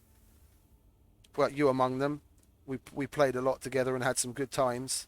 But people like Toripulu and Utanda, if he's still around with them, Iraqi boy, Steph, he was a good guy. Foreign Aid, he was an interesting dude. Very good infantryman, great support guy.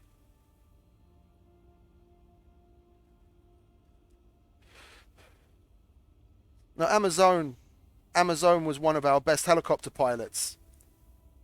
She could fire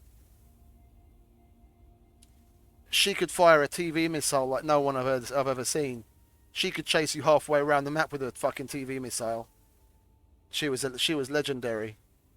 When her and Boar got into a helicopter, or her and Iraqi boy, then that helicopter didn't get shot down in that round.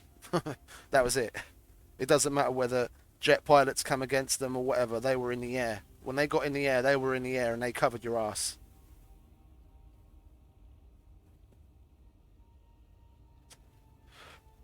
You know, I don't know if you remember the map Dragon Valley, where there was an aircraft carrier out on the sea, and then there was a dock at the front of the map, and it was basically a valley with a river winding through it, and there was an island at the very beginning of that river with a big temple on it. She could fire a TV missile from the aircraft carrier and guide it down the river valley and take it inside of the temple and kill you with it. She'd fly the TV missile literally through the doors of the temple and hit you in it. I've never seen anyone shoot a TV missile as good as she could ever since. Her and Iraqi boy, they were two legendary people on the TV missile.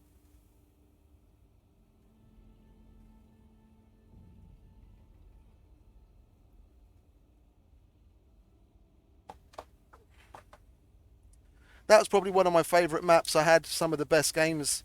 I had some of the best games we ever played on that map.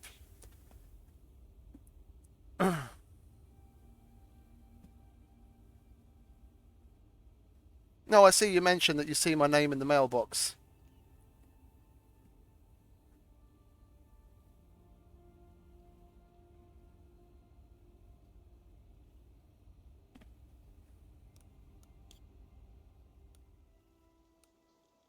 It was a shame. It was a really nice. It was a really really nice time. A really good group of people. I had a lot of good fun in there. A lot of good fun. No, I kept contact with Boar in Amazon Gear and like this eats power, Utanda. so you're gonna have to find a way to juice it.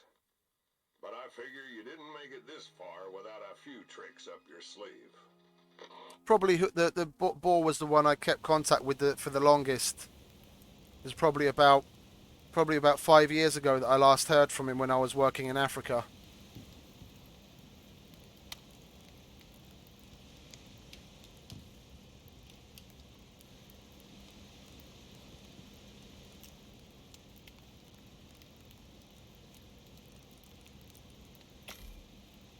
Oh, I'm not from. I don't remember Ghost Town.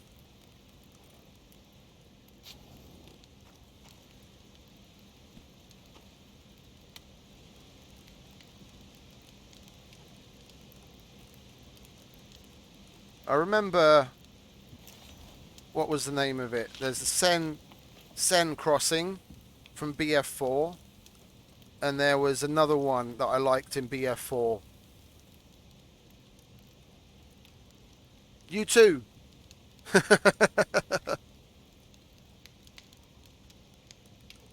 I guess it's the way of the game, isn't it? There are certain things that you just can't reconcile. If you don't have the right kind of partner, it's not the kind of thing you can really reconcile.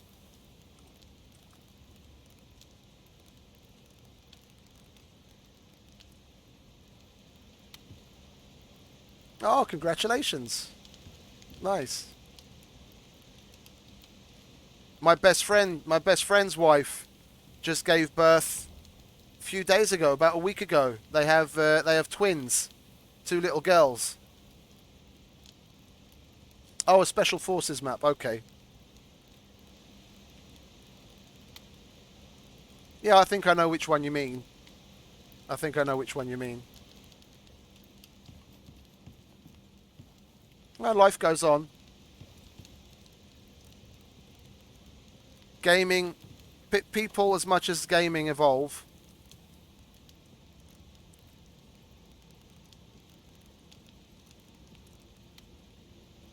I'm basically I'm basically that old school geezer that's nostalgic for those kinds of times and gives all the young silly whippersnappers shit for the way they are in gaming. Community in gaming has gone through such a radical change. It means nowhere near what it used to. Like what we had at Super and what similar clans had in that kind of era, that was community. But kids today have no idea what that kind of thing is in general. The way that they play, especially when it comes to things like games like Rust, that's just left such a nasty bad taste in my mouth and a horrible impression of the way people think community is in gaming.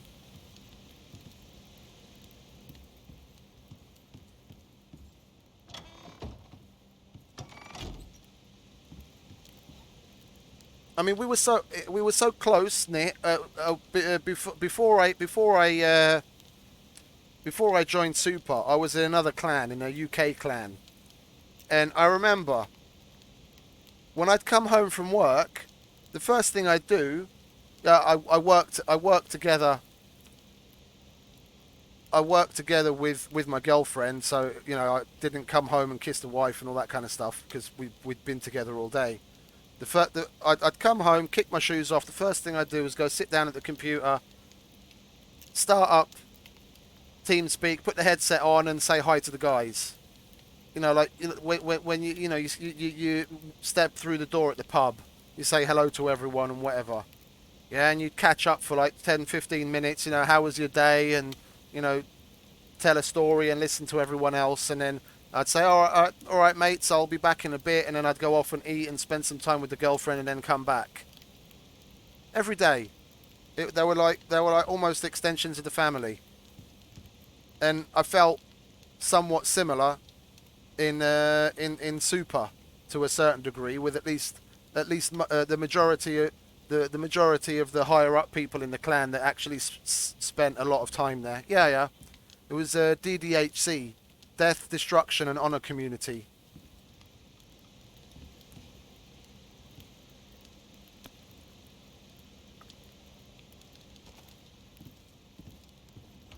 I was part of them for a year and a half, nearly 2 years before I joined Super. They also had their own internal issues caused by predecessors, like owners of a different version of the clan, and things started to fall apart, and we could see the writing on the wall. And I parted ways from them amicably, and I moved on to Super. Oh yeah, yeah, yeah, and Skin Me 94.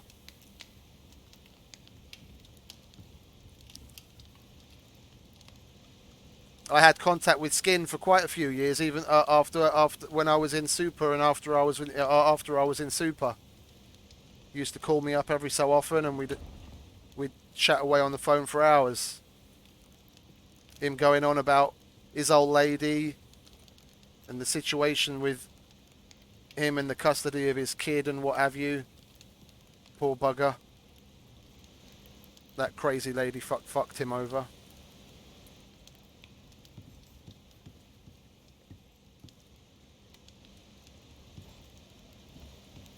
Because of the more or less disposable nature of the way in which the younger people think of the internet and people on the internet as being of more disposable nature, they they act completely differently with one another and don't even fathom the possibility of having some real connection with someone on the other end of a microphone.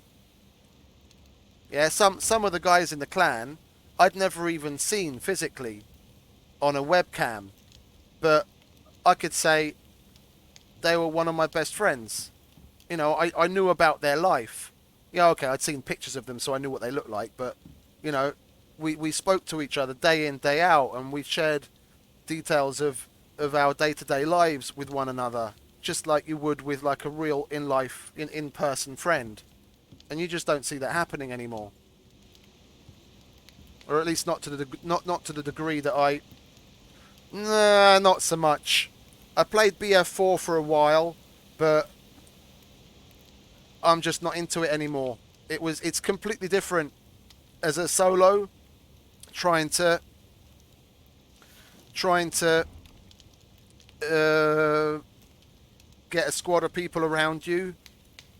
It's completely different from playing with people where you've that you've got a rapport with, that you've practiced with, that you play regularly with, and that you can talk with. It's completely different. I just don't feel it anymore.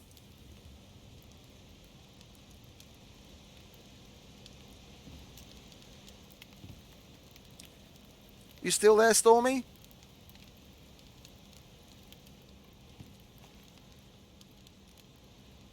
We overtook the narrative a bit. And do you still play FPS?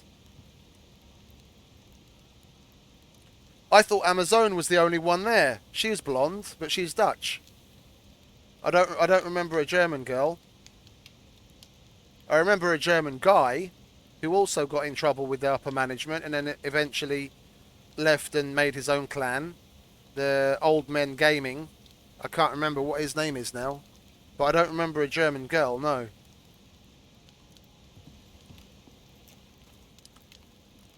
Well, if you say the name, then it might come to me, but it doesn't. Just from German girl, it doesn't ring any bells.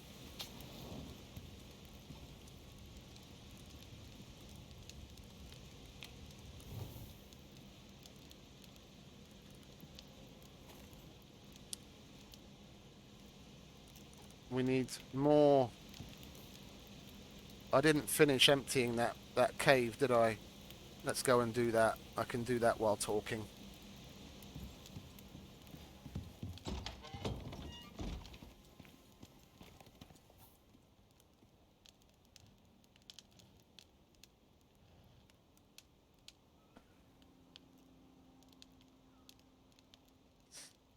No, I can understand. I can understand. It's completely different when you're playing with certain people. Like some of my best rounds, some of the parts of those rounds I can still remember to this day. Were in Dragon Valley, where I'd be the Black Hawk pilot, and then we'd get a squad. Oh really? Oh shit.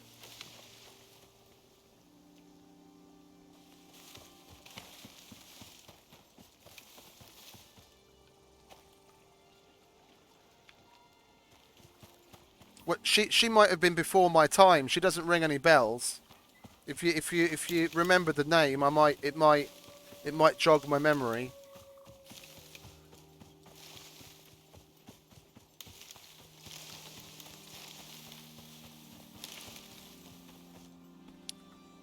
I'll make another phone call in the meantime. Excuse me.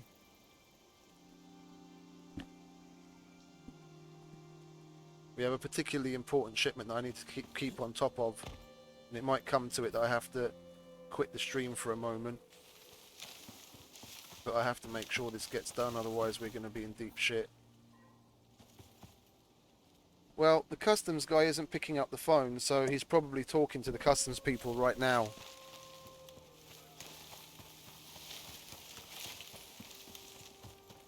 He picked his phone up a few minutes ago when I last spoke to him, so he probably went to visit the customs officers to push our... he just sent me a message. What did he send?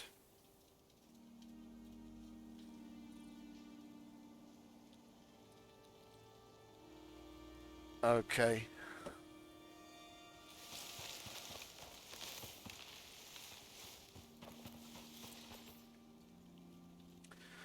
I'll go in the cave, keep myself safe from predators.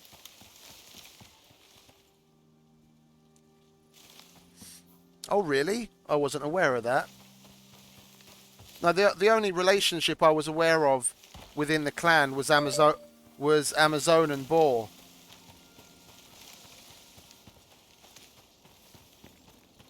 I didn't know of any relationship with anyone with Templado. He's a married man with kids. I didn't know he was the type.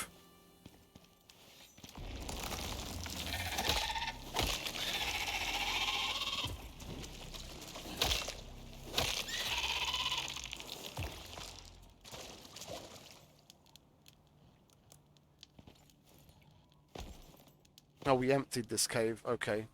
Then I'll mark it on the map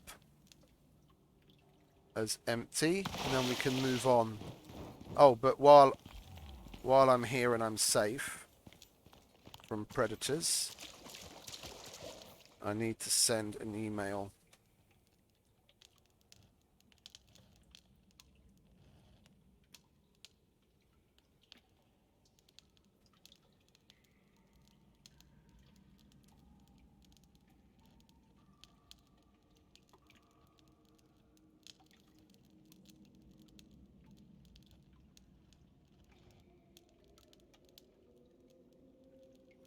Yeah, he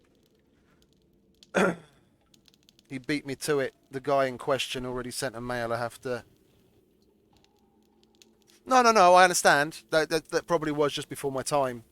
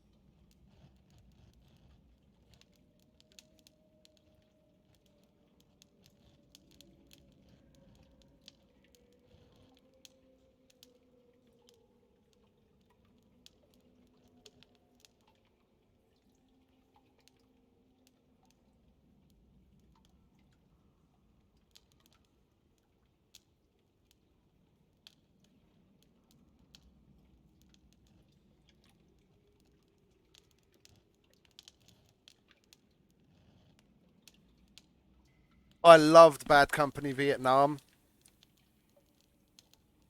I absolutely loved that. There was the Phu Valley. That was my absolute go-to when it came to heli piloting. I got my best KDR ever in FPS gaming on that map. There were three other guys on the server, and we only needed 4 people to start the server up. So the server started, but it was just 2v2.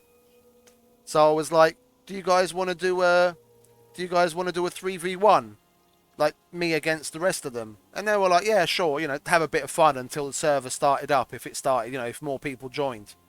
And because I had admin rights, I switched the guy that was on my team over to their team. But the condition was I could only fly the helicopter. They could use whatever they want against me, but I could only fly the helicopter. Like I couldn't get out and shoot them. And we went on for probably a good hour and a half. And I ended that round with 163 kills to 3 deaths. And 2 of those deaths were accidental because I flew into a mountain. I killed them 163 times to 1 legitimate death. I was a fucking force to be reckoned with in that helicopter. I loved that. I loved that map.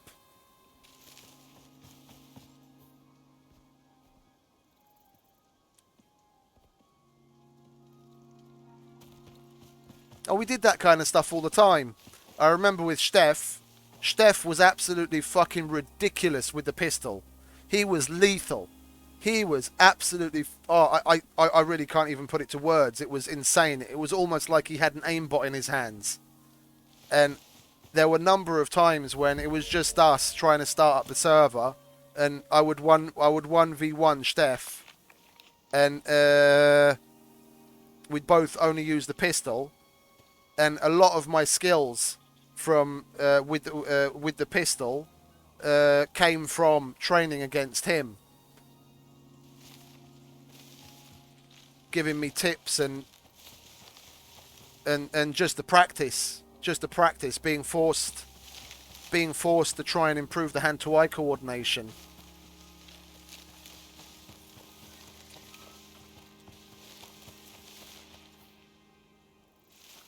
I even had a fucking screenshot of the battle report with the 163-3, but I uploaded it to PhotoBucket, and since the account has been cancelled, so I can't get the photos that were uploaded there.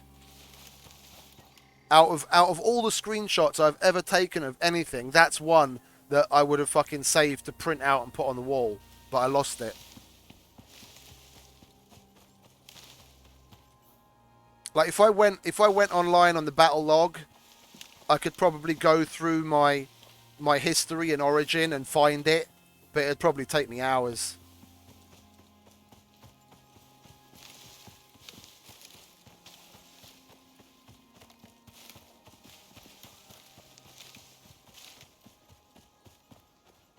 Steph, oh yeah. There wasn't really much he wasn't very good at. He was one of the main people that was pushing for us to be able to play in esports leagues, and he was... Oh, just a second, I've got a phone call. Let's kill this motherfucker if I don't miss him. Szia, Sanyi, mondjad. Láttam, igen. Ja, tudom, ezt meg is írtam ennek a Pavelnek. Passzal, köszönöm, csa. I was hoping for good news, but he was just checking that I got his message. He was good in just about everything, and he was one of the main proponents for us to be able to play, for Templado to step aside so we could play in esports leagues. And I remember back in the beginning when I first joined the clan, he'd come and go. Like he'd be in the clan for a couple of months, and then he'd like take a hiatus and leave. and he left to go and join another clan to take part in to take part in tournaments, and then he'd quit that clan when the tournament was over, and he'd come back to us. He wanted us a lot to play in the tournaments. We just couldn't because of the Templado hacking situation, which was unfortunate. I reckon we could have won. I reckon we could have won the esports league back in the day. Well, okie dokie, mate. It was really nice hearing from you.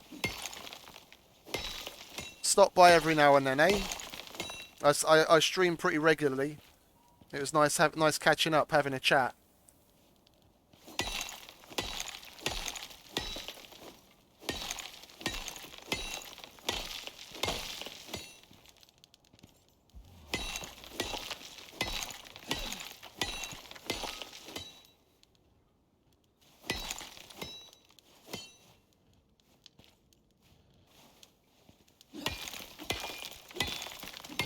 I think there's a much bigger delay between the stream and YouTube than there is between the stream and Twitch.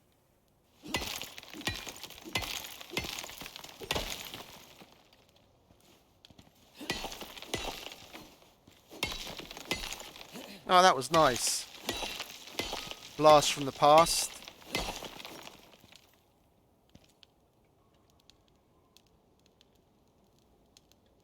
Oh yeah, we most certainly did have a hell of a lot of good players.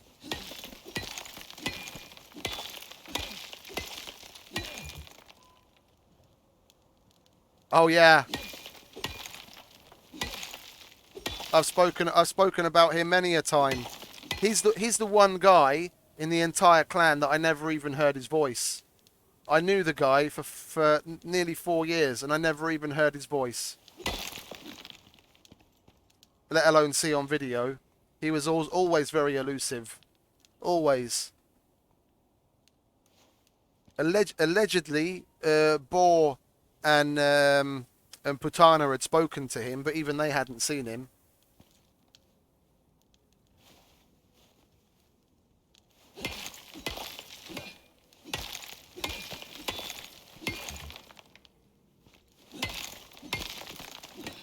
Vixis was, well, I don't know, Stormy, do you know the YouTuber Komomo? He's an admin on Rust servers, and he catches cheaters. He's from Australia, and he puts out videos quite regularly of catching and banning cheaters and trolling with them.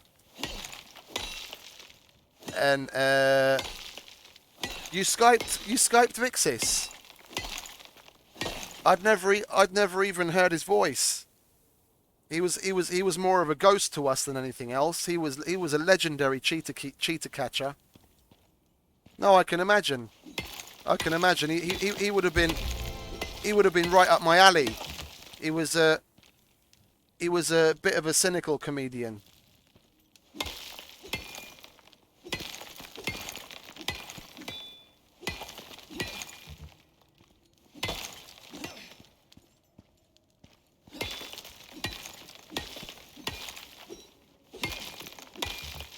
Well, anyway, getting back to Vixis, he was like 10, 15 years ago, he was our version of Komomo. He was catching aimbotters and cheaters and glitches right, left, and center. Like there was a third-party ban system called GGC, and what is it? People like Vixis could upload whatchamacallit, proof of the hackers, and then their game IDs, names and IPs and all that kind of shit, depending on the level of ban, would get updated into the GGC database, so they couldn't join other servers that were running the GGC ban system.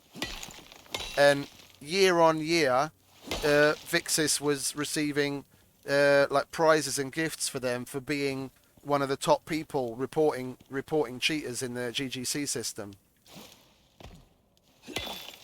He was legendary. He could spot. He could smell it. He could smell a fucking cheater from halfway across the map.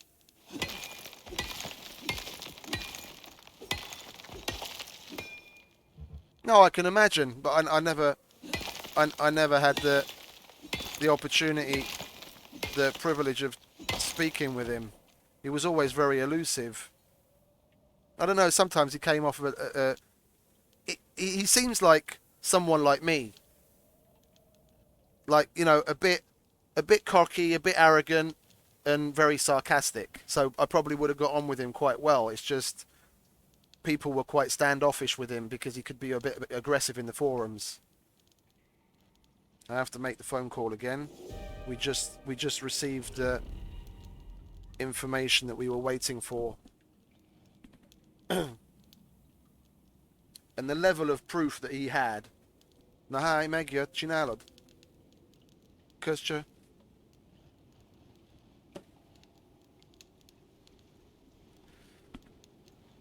The level of proof that he had. It was the good thing with BF2. It had that, I don't even remember what they call it now. Battle recorder? I think it was battle recorder. Where every single round of the game, a data file would be saved, which could be replayed, which would give you a live reenactment of the entire round. Exactly everything everyone had done. And you could fly around the map and watch it and, rewind it and fast forward it. And there were tools where you could draw lines between players to see line of sight and all that kind of stuff. And he used those data files and that program to gather proof on people that were glitching and aimbotting. And the level of proof that he would go to was insane. And he was the Mr. Miyagi of Battlefield 2 hacker catchers. He could catch a fucking fly from midair with a pair of chopsticks. Oh yeah, no, I know. I remember before I was a super, I remember getting sniped by him so many times. He himself would get called out as a hacker all the time. All the time. He was so fucking skilled, people thought he was hacking.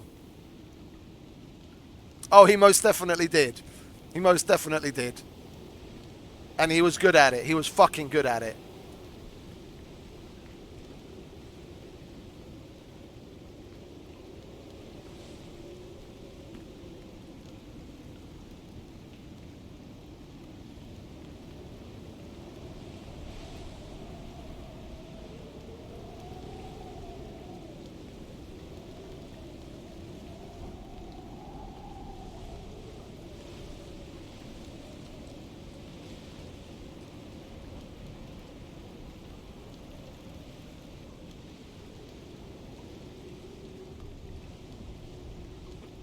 Oh man, it's so nice to have a bit of nostalgia.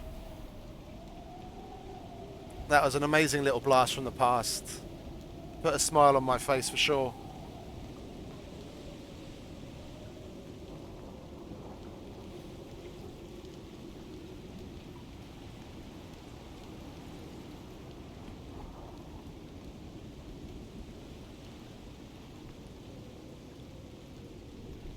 He didn't pull any punches. He didn't pull any punches. He'd get you globally banned quicker than you could blink. If he had even the slightest shred of proof on you, he'd have you dead to rights.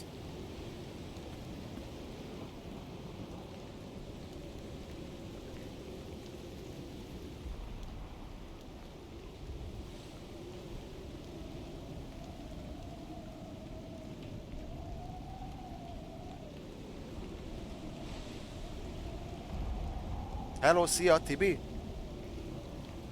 Szia, Márk vagyok a HGL-től. Szóltak a kollégáim, hogy szóljak majd, hogyha megvan az alapszám. Hogy tudják kész. Megvan, most folyamatban van a vámpapír. Jó? A kollégám, reméljük egy fél órán belül ott is van nálad a okmányokkal, jó? Hogy? Igen.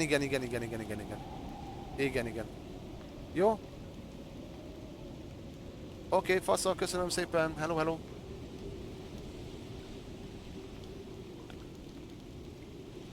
Okie dokie, mate. It was nice hearing from you. Hope to see you again soon.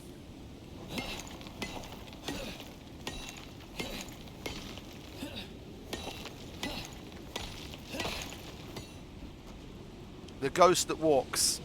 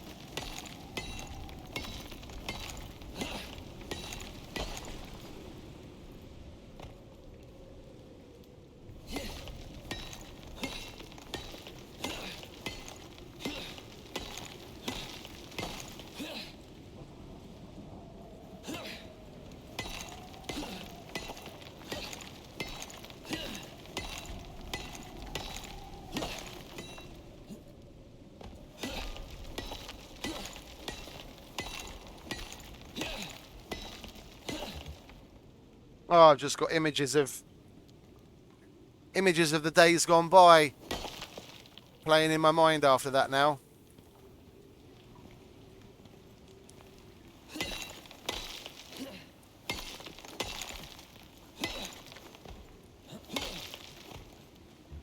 Vixis's YouTube channel is probably still up if I could fucking remember the name of it. He used to upload a lot of the videos that he used for proof against hackers on there.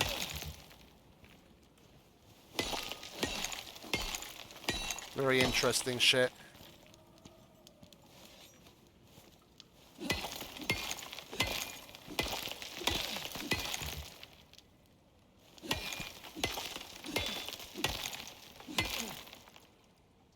Yeah, getting back to Vixis, I remember there was a particular situation. I was still in the DDHC clan, and we used to frequent the Super Rat servers because our clan didn't have a it was the DLC that Avold mentioned earlier.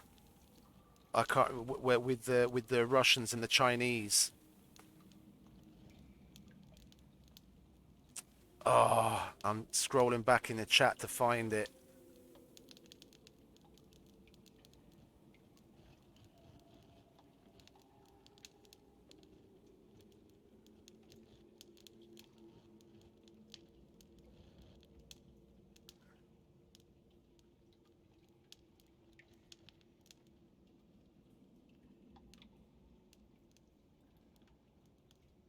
He mentioned the name Ghost Town as the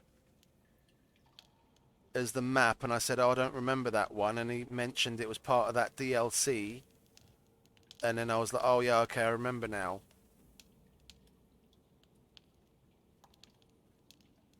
Oh, definitely. It almost seemed like it. Now, the gamers that are supposedly quote unquote professional gamers nowadays, I'm sure they must have a fairly spectacular level of skill. Yeah, but I haven't watched enough of the Fortnite tournaments and the PUBG tournaments and all that to have a real understanding of really what kind of level they're at. I can only go based on what I've personally experienced and what I've seen. Yeah, but the guys that we used to play together with in Battlefield, the majority of the guys that were like in the higher levels of the clan, the majority of them had absolutely fucking uncanny senses for the game, hand-to-eye coordination, and just general situational awareness from listening and being able to calculate and strategize. Yeah, they'd know what direction someone was going to be going before they knew it themselves. and it was so refreshing to play with people like that. You'd get in a squad with them, and you'd be able to get certain things done without even having to talk to one another. Yeah, it's completely different in real life, where you get to know certain people a certain way just from a certain type of body language or a look that they give you. You know what it is that they mean and what they want to do. Yeah, but we got to a level in game that we'd feel that off of we'd have the vibe. We'd know, okay, this happened in this kind of situation. This is what needs to happen in the next couple of steps, and we got bonded to each other in that way that we wouldn't even have to talk in a lot of situations. We know what the other one wanted to do. Nem mondjad, Sanyi.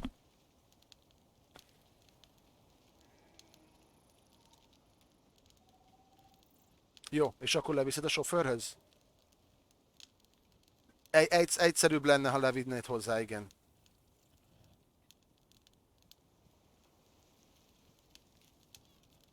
Vidd le hozzá. Azt vár, mert tudja, hogy mi a dolga, nem most van a Cselabine először. Micsoda? Inkább nyomtasd, ami elvileg kell. Mindent. Hogy fuvarlevél, meg számla, meg ez az. Jó? Oké, köszönöm. Hello, hello.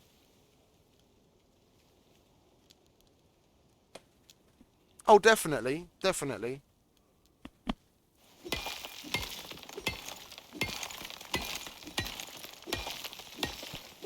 It was refreshing. Honest, I was recanting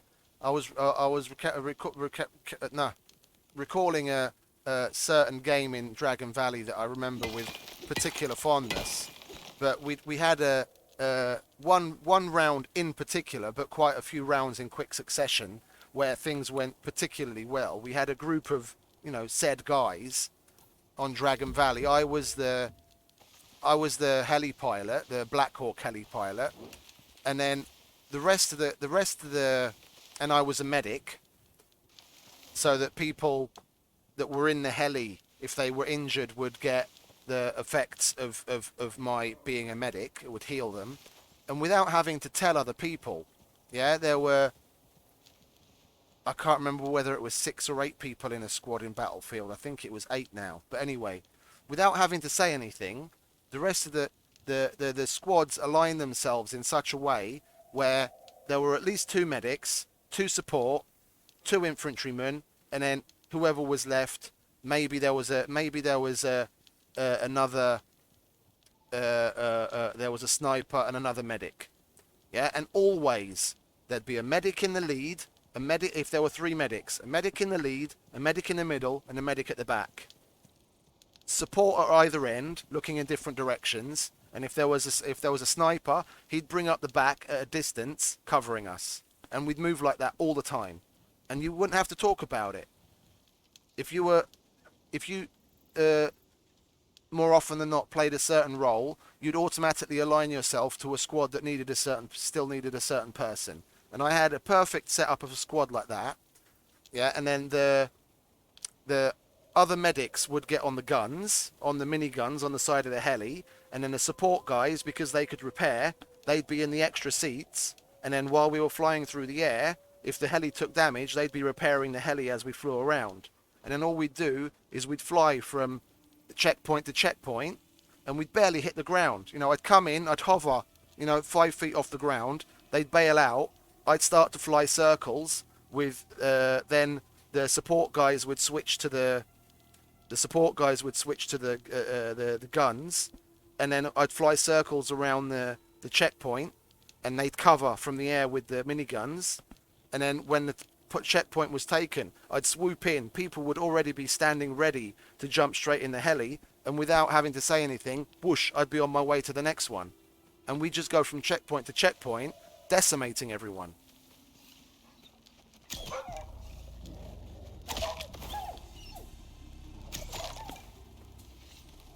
And it was just unspoken. It's just the way things happened.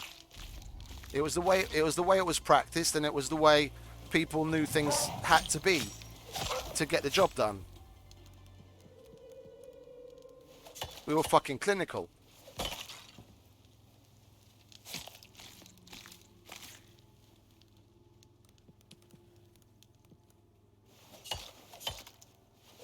Or a better way to put it would be surgical. Can you go and eat the wolf? Because I don't remember where it was. He's there. Okay, thank you.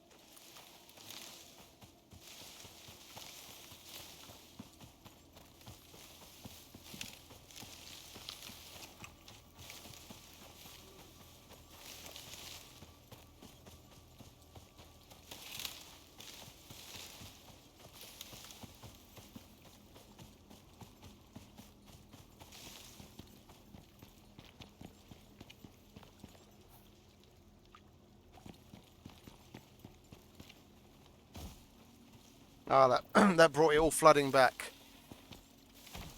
Good times. It's the main reason why I choose to play solo now, because I simply can't find a replacement for what that was, and I'm like, if I can't play in those surroundings, then I'll just play myself. And that's why I tend to go for single player games or games where it's very possible to easily play solo. So I haven't really been able to find a replacement for what that brought to me.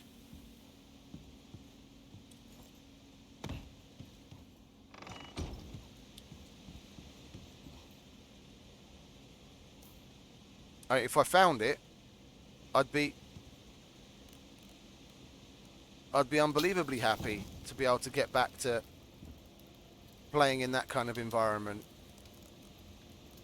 It's a completely different level of amazing gaming, but I haven't encountered it as yet.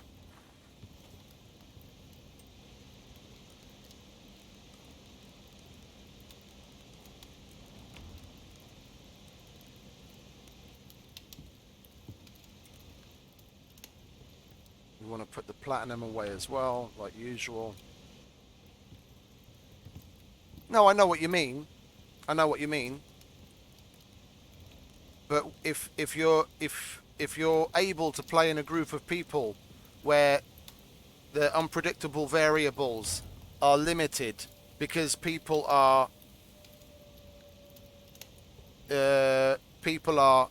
more calculating, yeah, that they go via a certain strategy or at least a certain hierarchical procedure, yeah, it's a lot easier for players like you and I to acclimatize to that kind of situation. When you've got lots of like-minded people playing together and they adhere to a certain type of structure and a certain role and a certain way of playing, it takes it to another level.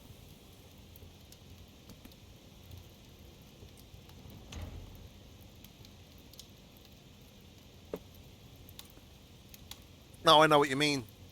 I know what you mean.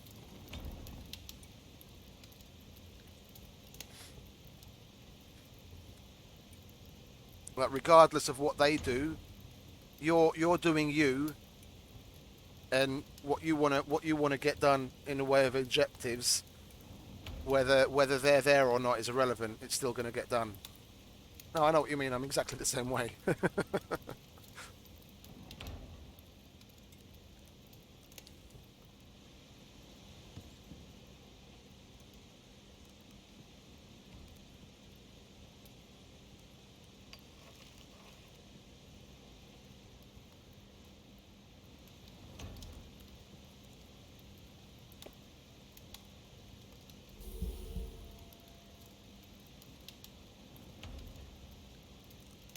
No, I know what you mean. I can imagine. I can imagine the situation. I can imagine the situation. It sounds like about the same kind of thing as when we were practicing. We were practicing in squad, and then new guys that were relatively new to the clan that thought they were the next John fucking Rambo wouldn't listen to orders and wouldn't follow the hierarchy, and then they were surprised when, they'd go off half cocked, trying to John Rambo the situation, and get completely fucking slaughtered, and then be surprised when we did nothing to help them because we were taking care of one another in the agreed upon formation and strategy, and they were the ones that fell out of that. Yeah, then that was on them, and they'd have to close up to us. Oh, I'm talking about clan members. When a clan member was new and they came into the training sessions where we'd all the clan members would be on one side of the team and then public people would be on the other side. We used to have quite a lot of those games, and members of the public that frequented our servers looked forward to it because then you knew that the kinds of people that came in on the server then were actual, proper good gamers. Then they knew that they were going to get a good fight because the enemy, us, was going to be a bunch of well organized people. And then every now and then, when there was a new clan member that thought, he'd try and prove himself and show us what's what, he'd fall in line in short order when after half a dozen times he'd been mowed down and slaughtered and we did fuck all to help him because he's not playing in line. He's putting the unit in danger and not thinking of the greater good. We'd leave him there with his dick in the wind and then he'd fall in line soon enough.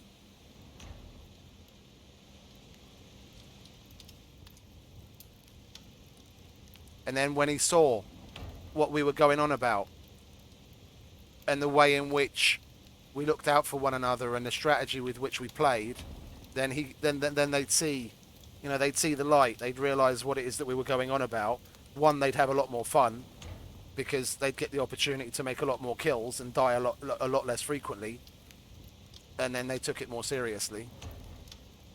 Even then, sometimes you'd get some guys that just weren't with the script, and then we'd kick them from our squad, and then eventually they'd either find their place in some other area of the clan, in some other squad, or after a couple of months they might just get weeded out as the chaff. But then those kind of guys were rare. They were also the kind of guys that didn't really come into TeamSpeak, or even if they did come in, they'd hardly ever talk, or they just want to shit talk. There's shit talking, there's bar talk, and then there's just the absolute random bullshit that people would want to spout because they seem to want to have to hear their voice for the sake of it because they're afraid otherwise.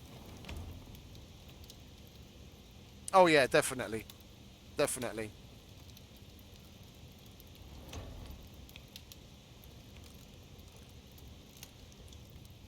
Play stupid games, win stupid prizes.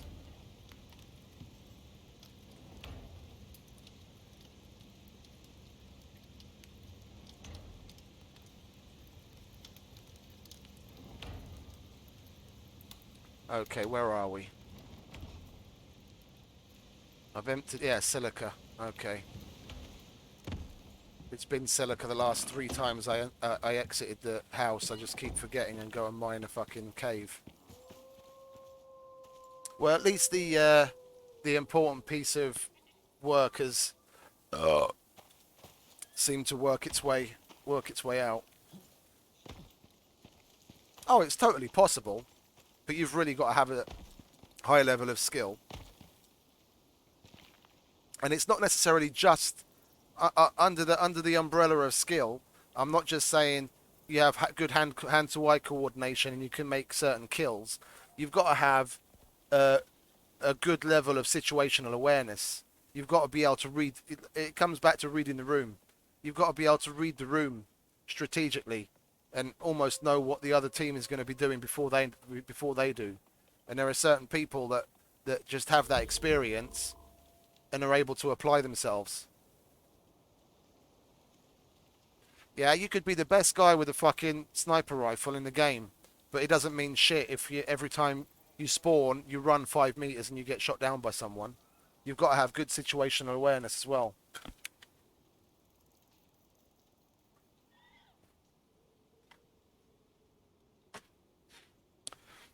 Oh, I'm not familiar with the game, but I can imagine. I, Rambo style in most situations isn't really a good sign.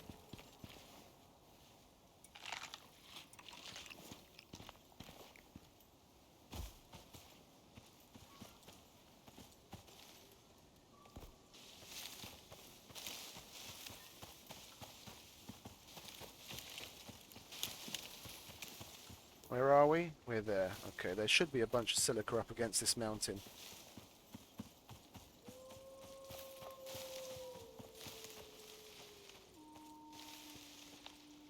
Oh, okay.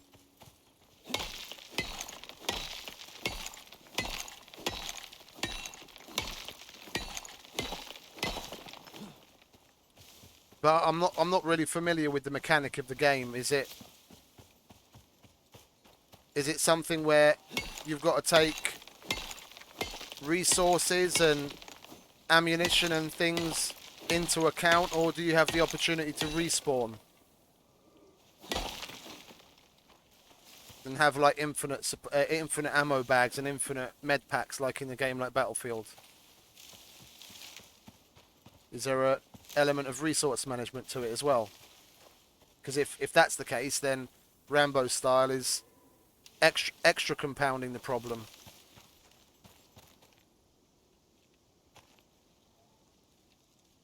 Okay, so you've really got to take that into account as well. Yeah, I can imagine that be very hampering if you've got one or God forbid two guys that are going Rambo style and they use up all of their respawns fairly early on, then you're more or less fucked.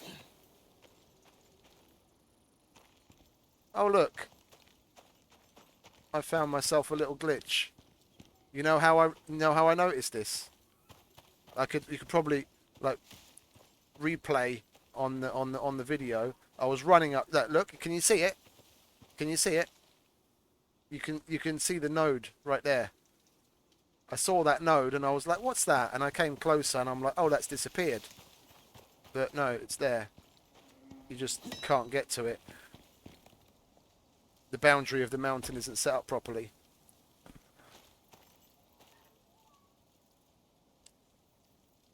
Oh, okay.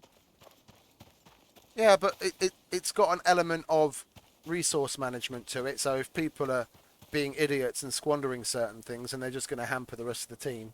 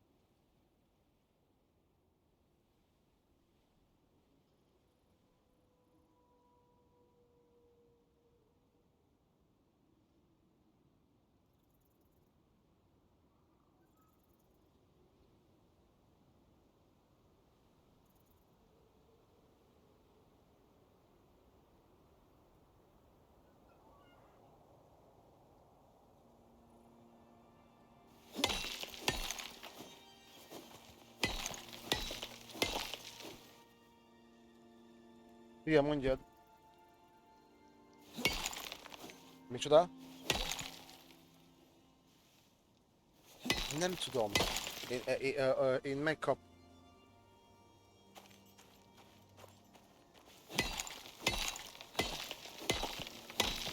Jó, várja, hagyj hívjam fel a Bencét, mert én csak csatlakoztam ehhez.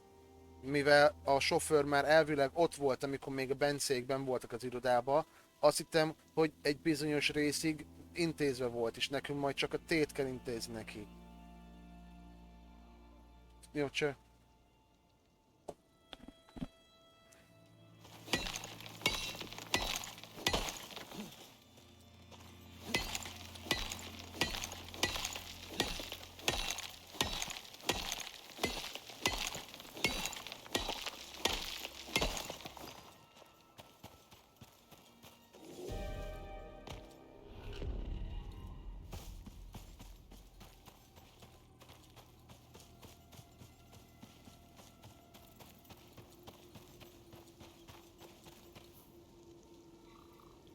Oh, we're already at the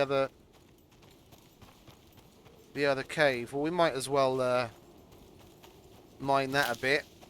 We've got a storm coming in anyway.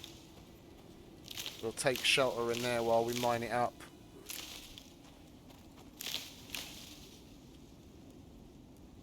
That was rather lucky timing that I reached there just at the right time.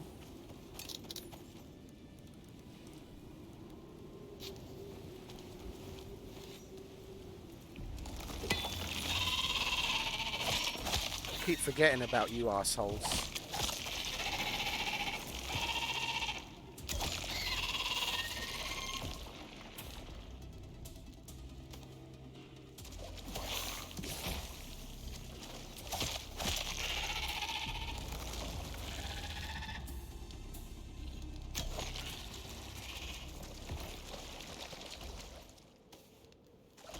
Oh, there's a nice copper deep ore node. Nice. And some gold. What have we got up front here? Oh, we'll get the copper and the gold first. Nasıl yaşanıyor?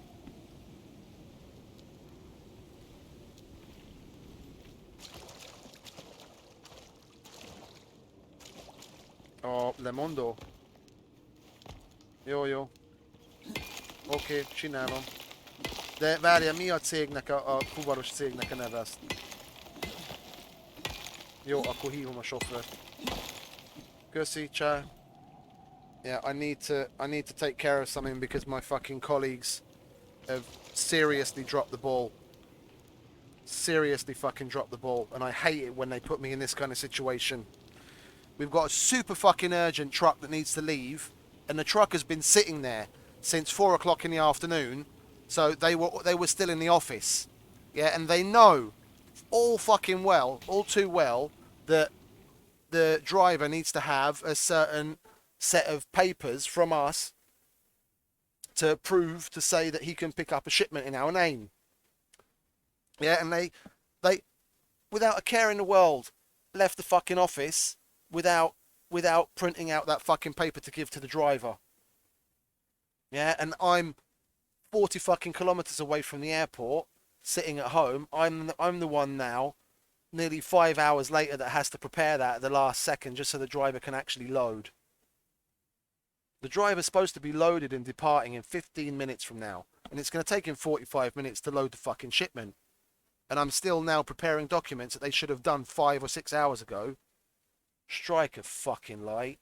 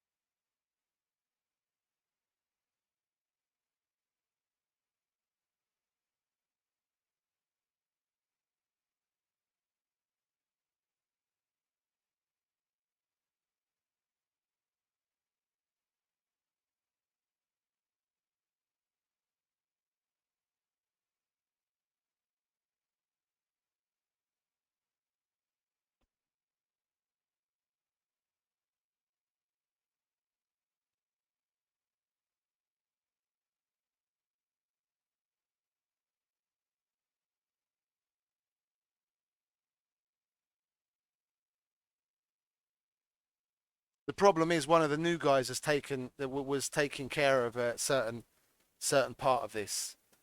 Yeah, and my colleague that's got more experience in it is dealing with other things. But she should have fucking never mind. She knows how fucking important it is. She should have looked in on what he was doing and at least made sure he wasn't doing things badly. Oh, I can't even find where the fucking document is that I need to complete.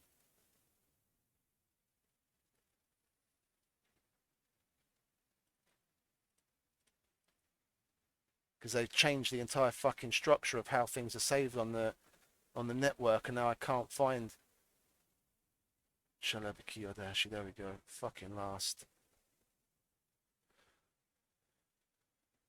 Sorry, I was just ranting over this bullshit my colleagues have pulled off.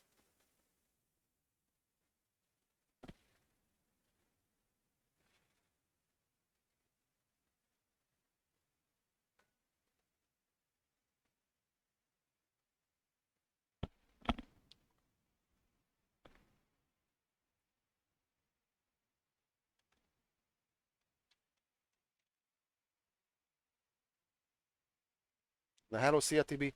Tibi, mi a cégetek neve? Mert írnom kell egy lemondót, és rá kell írnom a cég nevét.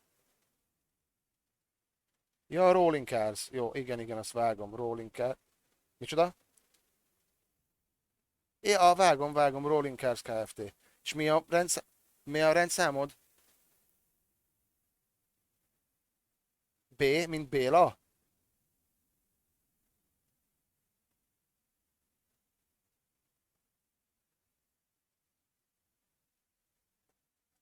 Gábor, igen. 469. Jó, oké. Na akkor írok egy lemondót, és akkor küldöm a kollégámnak, és kinyomtatja, odaadja neked a többivel. Oké, köszönöm. Szia.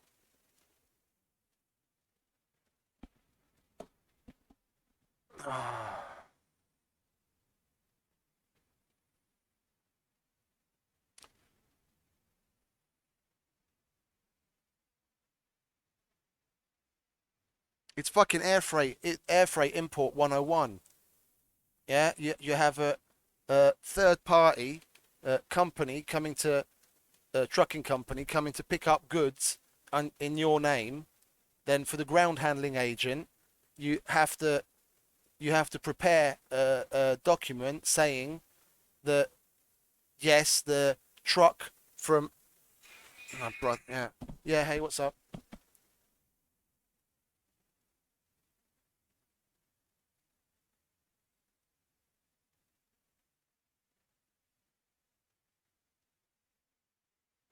That's exactly what I'm doing, step by step. If you had a look at them, I'm sorry, but I'm just right in the middle of it right now, trying to take care of a last minute document that they should have done already in the office. Yeah, yeah, yeah, yeah.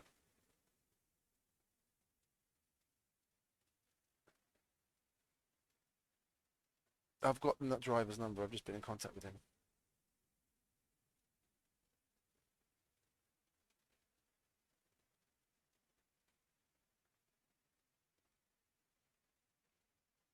Yeah,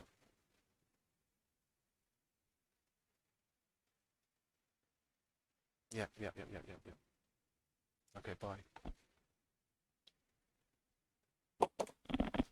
Call me to tell me the fucking obvious. I'm the only person that does it exactly the way that you just detailed to me, far too slowly when I've got no time whatsoever.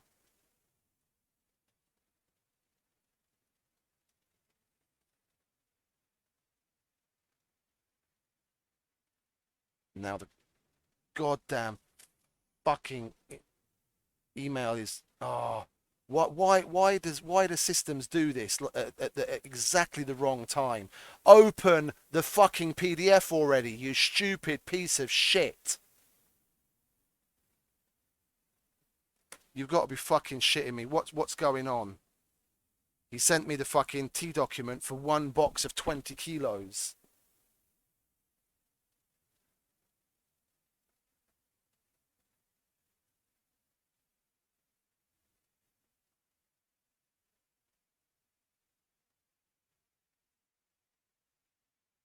Na szia, Sanyi, nem tudom, hogy mi van, de te egy kóli 20 kilóról szóló téokmányt küldtél most nekem, nem a 29 darabos. Jó, létszi, mert már elküldtem a vevőnek, mert nem néztem meg a hülye fejemmel. Jó, köszi, szia. Yeah, that's my own fault. It's my own fault. I didn't open the attachment that the guy sent to me, and I now forwarded the wrong document to the customer. Because he sent me an email saying, here is the T document you were waiting for, and I just dragged and dropped the T document and sent to the customer. When I should have opened it to check whether it was the right one. He sent me the wrong document.